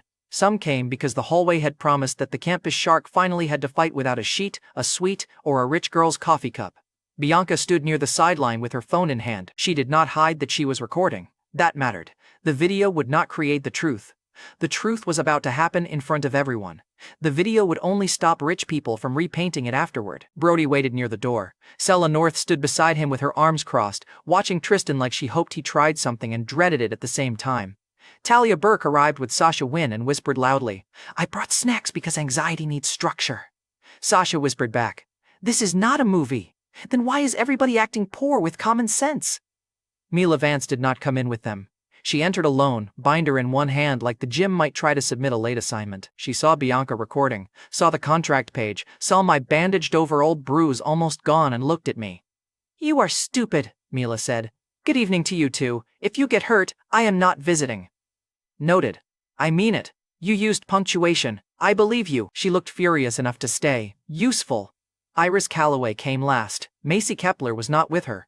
Iris did not push toward the mat. She stood beside Sasha, calm but pale, and held my eyes for 1 second. Do not make me watch another train, Iris said. That line landed harder than Bianca's anger or Mila's threats. I gave her a small nod. This one has better exits. Knox Weller arrived with Tristan and Trevor. Knox wore a dark training shirt and the expression of a man who had convinced himself silence was character. He had wrapped his hands. He had left his jacket with Tristan. I noticed the jacket because the pocket hung a little heavy. The utility knife had either moved or had never left his reach. I did not mention it. Mentioning a trap too early is just giving the rat a map. Knox stopped 3 feet from me and looked at the crowd. You brought all this for protection? No, I said, for witnesses. Protection is what guilty men call an audience. His eyes moved to Bianca's phone. Tell your fake girlfriend to put that down. Bianca's smile turned sharp. Ask me yourself. Knox looked at her for half a second, and that half second told the gym what he really wanted. He was not fighting because I had insulted him. He was fighting because Bianca's attention had moved where he could not control it. Fine, Knox said. Record. I want everyone to see him hit the floor without hotel staff catching him. Generous, I said. You just donated your loss in high definition. Tristan barked a laugh, then stopped when Knox did not join him. Trevor looked from Bianca's phone to the signed page and started understanding that the room was no longer built around his commentary.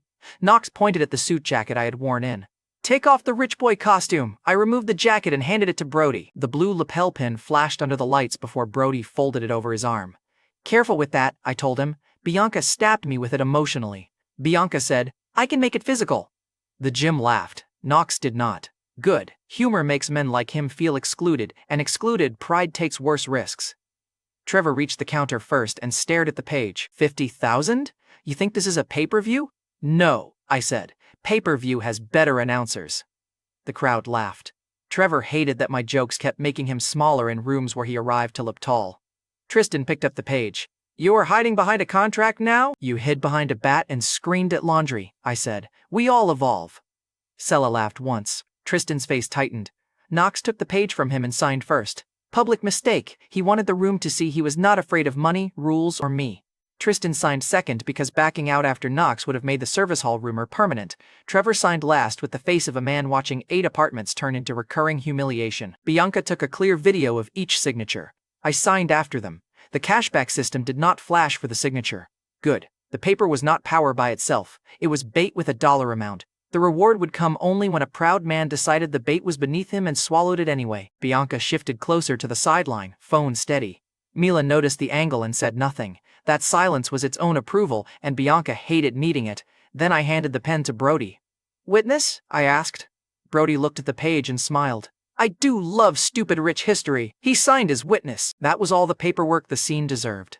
The gym attendant looked like he wanted to leave his own job. He pointed at the mat and said, No weapons, stop when someone taps or when I say stop. Knox smiled for the first time. He will not need to tap, Knox said. I stepped onto the mat. That sentence cost you 50,000 to say. Knox rolled his neck. You think money makes you clever? No. Money makes clever visible. Poverty hides it under late fees. That line did not mean anything to Knox. It meant something to Iris. I saw it in her face near the wall. She remembered the hospital room, the settlement wire, and the moment she understood I had let Blaine Carver pay for what he broke. Iris carried the difference between rumor and proof. Everyone else had heard rumors of my first invoice. Iris had watched the first bill come due. Knox looked at the crowd again. You love talking, and you love making women ask you to stop. Tonight we both grow. Sella's expression changed. Tristan heard the insult and looked at the floor. Knox's silence finally cracked. He came forward before the gym attendant finished raising his hand. The first exchange told me Knox was real, not a professional monster, not a street legend, but real enough that his fist moved without warning and his feet stayed honest under pressure. He hit my shoulder once before I settled. The crowd made a sound. Bianca's phone did not move. Mila's fingers tightened around her binder. Knox smiled again. No ghosts now. No, I said. Just invoices. He came harder.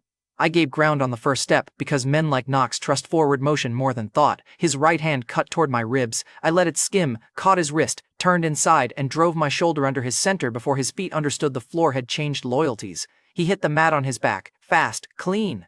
The gym erupted.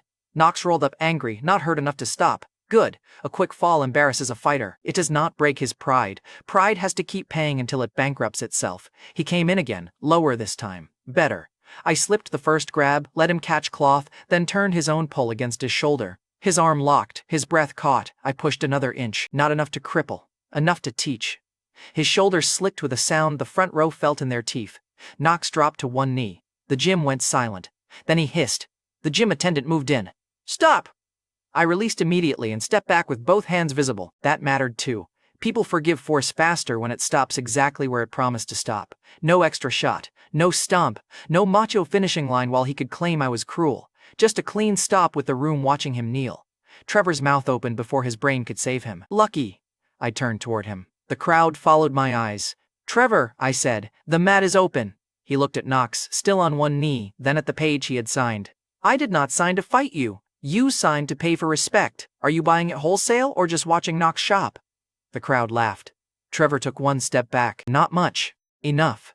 $50,000 had become a background charge on his cowardice. Tristan did try. He had to. Sella was there. Brody was there. The service hall rumor was there. He stepped onto the edge of the mat and said, Fine. He lasted 8 seconds. I did not need a dramatic move. Tristan was angry, embarrassed, and worried about how Sela was watching him. That made him reach too far. I hooked his ankle, turned his shoulder, and let him land flat enough that the mat slapped louder than his mouth ever had. Sela did not laugh. She looked relieved. That was better. Tristan rolled off the mat and did not get up. Now Knox had a choice. Lose clean or become exactly what Brody's warning had told me he might become. The gym attendant tried to end it. Match is done. Knox stood, one arm hanging wrong, eyes burning. No, Knox said. He tricks people, he does not beat them. Bianca said. Knox, stop. The way she said it changed the room. Not because she sounded afraid, because Knox heard Bianca caring whether I was safe. Bianca gave his pride the last push it needed. He lunged with his good arm. The movement looked sloppy enough to fool a careless man. His body angled toward me, but his hand went behind his waist. The utility knife flashed silver under the gym lights. Someone screamed my name. Bianca's phone stayed up. I turned late on purpose and early by survival. The blade came from behind, aimed low and ugly. I caught his wrist with my left hand and the blade with my right. Steel bit into my palm. Pain lit my arm white. Blood hit the mat. The room stopped being a campus fight. It became consequence. Knox's eyes widened. He had expected fear. Maybe a shout, maybe a cut he could call an accident in the mess. He did not expect me to hold the blade and smile with blood running between my fingers. That, I said, doubles the penalty. Then I twisted. The knife dropped. Brody kicked it away before anyone stupid could touch it. Bianca reached the mat before the gym attendant. Nolan, I kept my hand raised and my eyes on Knox. Record him, I said. Bianca's voice shook. I am recording. Good. Knox backed up. For the first time since I had seen him beside Tristan, his face looked young. Not innocent, just young enough to realize the world had rules his anger could not punch through. Arthur's name came out of Bianca's mouth like a threat. My father is seeing this. Knox looked at her. Then he understood the real loss. He had not just lost a fight, he had lost the rich circle that made his violence feel insulated. Brody stepped between Knox and the crowd. Nobody touches the knife, nobody edits the clip, everybody saw it. The gym answered in nods, whispers, and phones lowering because the expensive part had already been captured. Mila appeared at my side with a towel. I did not see her cross the mat. She pressed the towel to my palm and said, do not be stupid. I listened late. You always listen late. Her voice was angry. Her hand was careful. Iris stood just behind her, one hand over her mouth, eyes locked on the blood. Sasha had both hands around Talia's arm. Talia looked pale for once, her snacks forgotten on the bench. Bianca saw Mila holding the towel and did not like it. Then Bianca saw the blood soaking through and decided jealousy could wait 3 whole seconds. Progress. The trip to Mercy Harbor Medical Center was loud only because everyone wanted ownership of the fear. Bianca rode with me and called Arthur before the doors closed. Mila followed in another car without asking permission. Iris came because she had seen the first public injury and refused to be left with the rumor version. Sasha brought Talia because Talia said she was fine and then walked into a wall. At the hospital, a nurse tried to ask who was family. Bianca said, I am handling it. Mila said, you're not family. Bianca turned. Neither are you. Mila looked at my bandaged hand, then at Bianca. Then stop saying it with your shoes, Talia whispered to Sasha. I do not know what that means, but it was expensive. Sasha whispered, please sit down before you faint dramatically. Iris stepped between the argument and the nurse. He is Nolan Reed, Iris said calmly. He was injured in a gym match. His hand needs treatment, and everyone else can fight over oxygen after he is seen.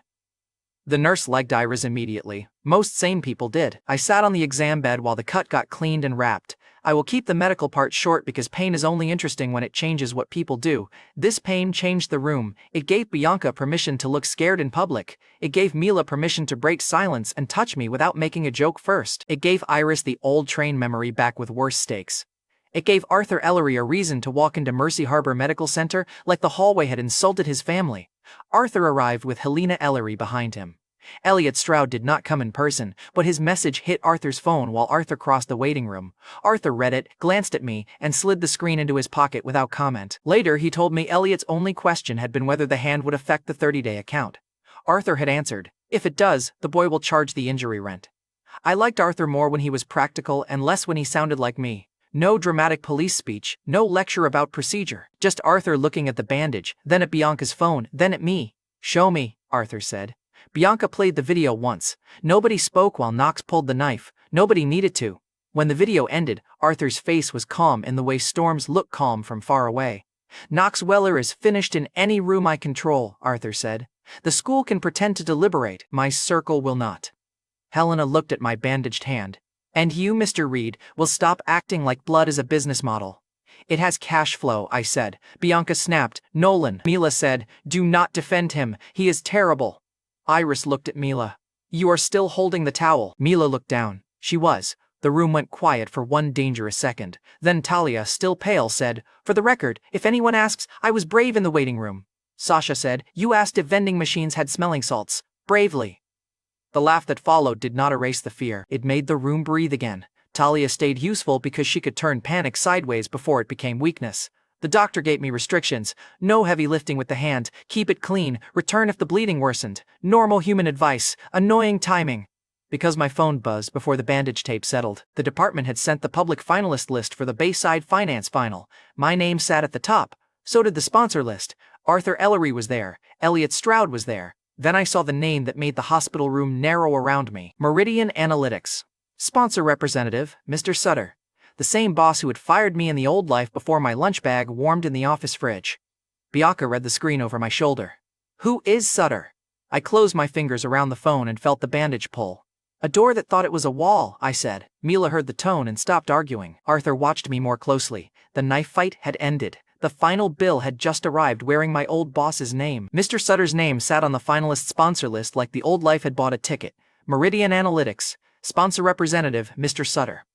In the old life, he had fired me before my lunch bag warmed in the office fridge. He had slid a packet across a glass conference table and called my ruined life a correction. Drew Haskell had already been wearing my headset. Caitlin Shaw had already traded patience for better energy. Now Sutter was coming to Bayside Metropolitan University to watch finalists compete for money, accounts, and access. He did not know what he had done to me. That made it cleaner. I did not need him to remember the knife. I needed him to see the scar tissue wearing a better suit.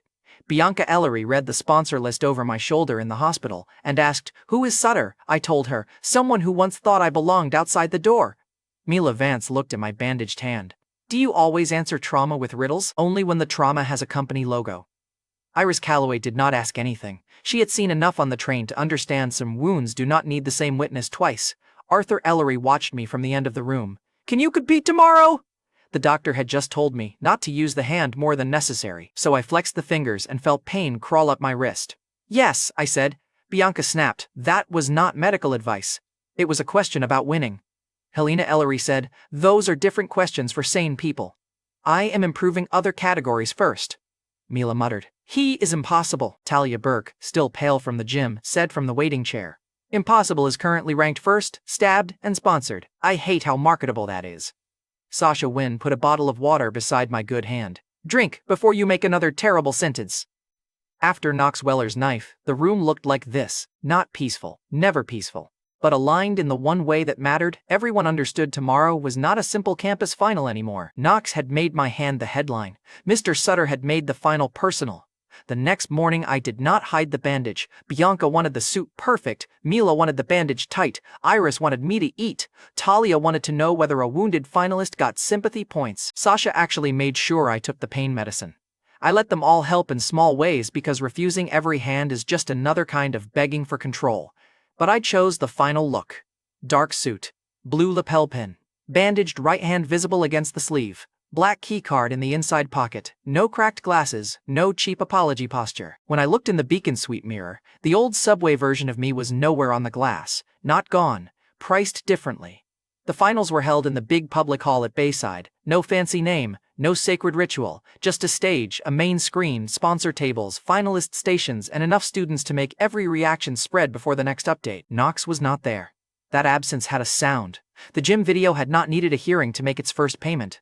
By morning, Knox had lost the match, the room, the rich parent protection, and the right to stand anywhere near the final without people seeing the blade before his face. The formal consequences could drag their feet. Public status had already sprinted ahead and locked him outside. Tristan came anyway, but only at the back wall, where men go when they want to witness power without admitting they are afraid of it. Sella saw him, lifted 2 fingers in a lazy little wave, and watched him look away first. Perfect! Private wins feel good. Public wins collect interest. Trevor Baines saw me first near the entrance. He stood with 2 classmates, pretending he had not signed a fight contract and watched Knox destroy his own future. His eyes went to my bandage, then to the lapel pin, then to Bianca walking beside me. Trevor could not help himself. Going to type with one hand, Reed? The students near us turned. I smiled. If I need help, I will ask your family for 8 apartments and 2 mortgages. The laugh hit him from 3 directions. Trevor's face shut down. He had once tried to make family property a throne. By the final, it had become a punchline that followed him without me lifting a finger. Consequence, finally. No office, no complaint form, no witness chain. The room simply repeated the smaller version of him until he had to live inside it. Not revenge by paperwork, revenge by habit. Brody Kane passed behind Trevor and said, "Careful, he charges for repeat jokes." Trevor moved away before the room made him pay again. Near the sponsor row, Arthur Ellery stood with Elliot Stroud. They spoke quietly with men and women who all looked like they had never waited for a bus unless the bus belonged to them. Arthur saw me and nodded once. Elliot lifted his coffee in salute. That was all. Good. Rich approval is strongest when it does not beg to be noticed. Then I saw Meridian Analytics. Mr. Sutter stood behind a sponsor table with his usual clean tie, his usual dead-eyed professional smile, and his usual talent for looking at people like they were still being sorted. Drew Haskell stood beside him. Caitlin Shaw stood near the table with a visitor badge on her jacket and a tablet tucked against her arm. There they were, the office wound in student stage lighting. In this timeline, they had not trapped me in the glass conference room yet. Drew had not taken my headset. Caitlin had not posted better energy beside him after my firing. Mr. Sutter had not slid the release packet across the table, but I remembered. Memory was not fair, neither were they. Sutter's eyes moved over the finalist list, then to my bandage, then to my face. He smiled with polite recruiter interest. Nolan Reed, impressive recovery story around campus. I stopped in front of him. Bianca slowed behind me. Mila stopped too. Iris stayed back with Sasha, but I felt her attention settle on the moment. Sutter held out a hand. My right hand was bandaged. I looked at his hand until the pause became visible. Then I offered my left. He took it, slightly wrong-footed. Good. Even tiny discomfort has flavor when served to the right person. Sutter said, Meridian Analytics likes resilient talent. I said, Meridian likes talent after someone else proves it. Drew's smile twitched. Caitlin looked up from her tablet. Sutter kept his recruiter face. Proof is the point of a final, Mr. Reed. No, I said. Proof is what people ask for when they miss the earlier invoices. Bianca's mouth curved behind me. Mila whispered, Unbelievable. Sutter did not understand the old blood under the line. Fine. The public part was enough. Drew stepped in with the light laugh men use when they want to cut without looking nervous. Big talk before results, Drew said. I looked at him. He was younger than the office version in my memory, but the posture was the same. Borrowed confidence, clean shoes, a smile polished on somebody else's work. Drew Haskell, I said. He blinked. We have met? Not properly. Caitlin's eyes moved between us. You know his name? I remember useful things, I said, and expensive mistakes. Sutter's smile thinned. Confidence is valuable when paired with performance. Good luck today. There it was again. The soft dismissal, the voice of a man already deciding whether I belonged in his spreadsheet. In the old life, I had spent years trying to make men like him call me valuable. This time, I walked past him before he could finish measuring me. The first round opened fast, no tutorial, no stock sermon, no charts worth boring anyone with. The screen showed market shifts, scenario changes, capital allocations, and a live leaderboard. Every finalist had the same starting balance. Every sponsor saw every move. Every student in the hall pretended to understand enough to judge the rest. I kept my bandaged hand still and used my left. Slow start, low flash, 3 precise moves. A finalist at the next station chased a loud spike and got applause from people who confuse noise with strength. Another finalist copied the crowd 5 minutes too late. A third panicked when the scenario changed and started moving like a trapped bird. Mila watched from the side with her arms folded. Bianca stood near Arthur, trying not to look worried and failing only where I could enjoy it. Iris sat with Sasha and Talia. Iris's eyes stayed on my hand more than the screen. Sasha whispered something to her, Talia whispered something back, and Sasha elbowed her before it escaped. The first update posted. I was 4th. Trevor, from somewhere behind me, muttered, Looks like the shark is bleeding out. Talia turned around before I could. Trevor, you signed a contract to watch another man fight for you. Sit quietly. The crowd near him laughed. Talia looked surprised at herself, then pleased. Talia earned a little payoff. She had gone from opening Mila's package for attention to using attention against a weaker target. Not noble, still growth if you priced it correctly. The second update posted. I moved to 2nd. The room changed, not a gasp, a lean. Sponsors leaned forward. Students stopped pretending the injured hand was the story. Sutter's table went quiet enough that I could feel it behind me. Drew said something under his breath. Caitlin did not answer. I did not look back. Looking back is for men who are unsure the knife landed. The final scenario hit with 10 minutes left. Most finalists lost the room there. The system shifted conditions. Safe positions became less safe. Flashy gains turned soft. Everyone wanted one last dramatic move because spectators love a hero sprint. I did not sprint. I sold one position everyone loved, held one position everyone called boring, and moved the rest where the crowd was too nervous to follow. The cashback system pulsed once in the corner of my vision. Pattern pressure detected. No miracle, no free money. Just the same hard rule the system had been teaching since the train. The crowd's mistake becomes fuel if you know when to charge them. The final board locked. Rank 1, Nolan Reed.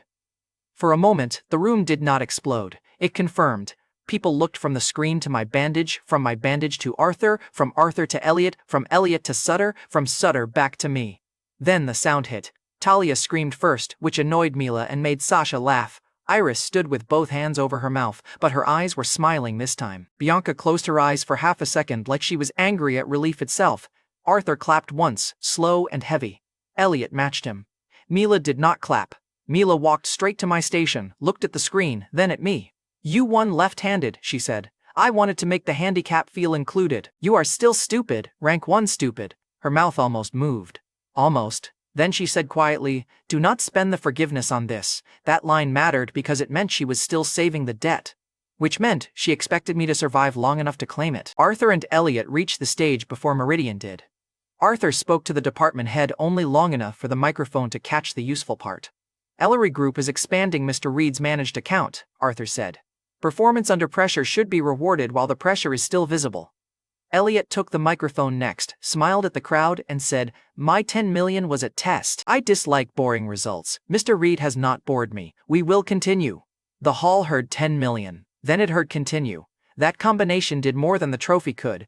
A trophy goes on a shelf. Capital follows you into the next room and makes everyone ask for a chair. Sutter approached after the announcement, which told me everything about him. He waited until other men made the value visible, then stepped forward as if he had discovered it with manners. Mr. Reed, Sutter said, Meridian Analytics would like to discuss opportunities. Your composure under pressure is exactly the kind of profile we cultivate. Caitlin stood behind him now. Drew beside her. Caitlin's eyes moved over. Bianca, Mila, Iris, Talia, Sasha, the bandage, the sponsors, the cameras, and the board with my name still at the top. She did not look disgusted. That would have been easier. She looked recalculated. I knew that look from the old life. It was the look she gave Drew when she decided he was moving forward. It was not love. It was a valuation update. This time, I was not for sale at her price. Sutter extended a card. I did not take it. Meridian Analytics had a door, I said. I outgrew the ceiling. Sutter's smile stiffened. That is a colorful way to reject a conversation. No, I said. This is the conversation. Drew laughed softly. You might want to be careful. Sponsors talk. I finally looked at him again. Then talk, I said. But use my current title when you do. Drew's eyes flicked to the board. Rank 1, to Arthur, to Elliot, to Bianca beside me like she wanted to correct my tie and stab the room at the same time. He found nothing useful and looked away. Drew's consequence was small and sweet. Not prison, not ruin, smaller and sweeter. He had to stand beside a man he thought was beneath him and realize the room no longer agreed. Caitlin touched Sutter's arm lightly, probably to suggest retreat. I remembered her hand on Drew's arm in the photo from my old life. New start, better energy. The memory did not hurt the same way anymore. Maybe because Bianca was arguing with Arthur over account language behind me. Maybe because Mila had already stolen my coffee from the station without asking. Maybe because Iris was looking at me like the boy from the train had finally stopped bleeding. Maybe because Talia had started explaining to Sasha that she had personally contributed to my public relations growth by being nosy, and Sasha was not letting her get away with it. Or maybe because the old life had wanted me outside the glass. This one had too many people fighting over who got through my door.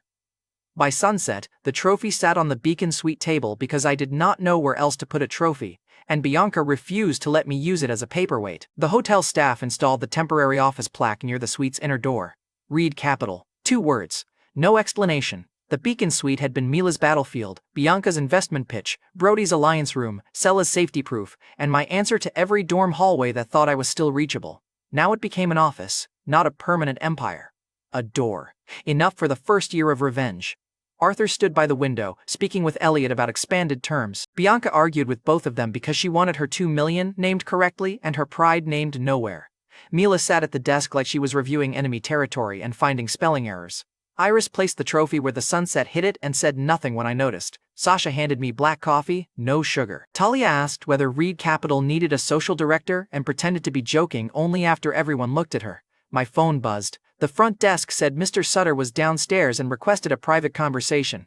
I looked around the room. At the accounts. At the women who were not a neat ending and never would be. At the bandage Knox had paid for with his future. At the sweet key, the black key, and the plaque with my name on it. Then I told the front desk, Mr. Sutter can wait in the lobby. Bianca smiled first. Mila tried not to. Iris looked out over Harbor City, and for a second I saw the train window in the skyline glass. Thin boy, bad glasses, cheap backpack, apology already forming before anyone swung. That boy was not dead.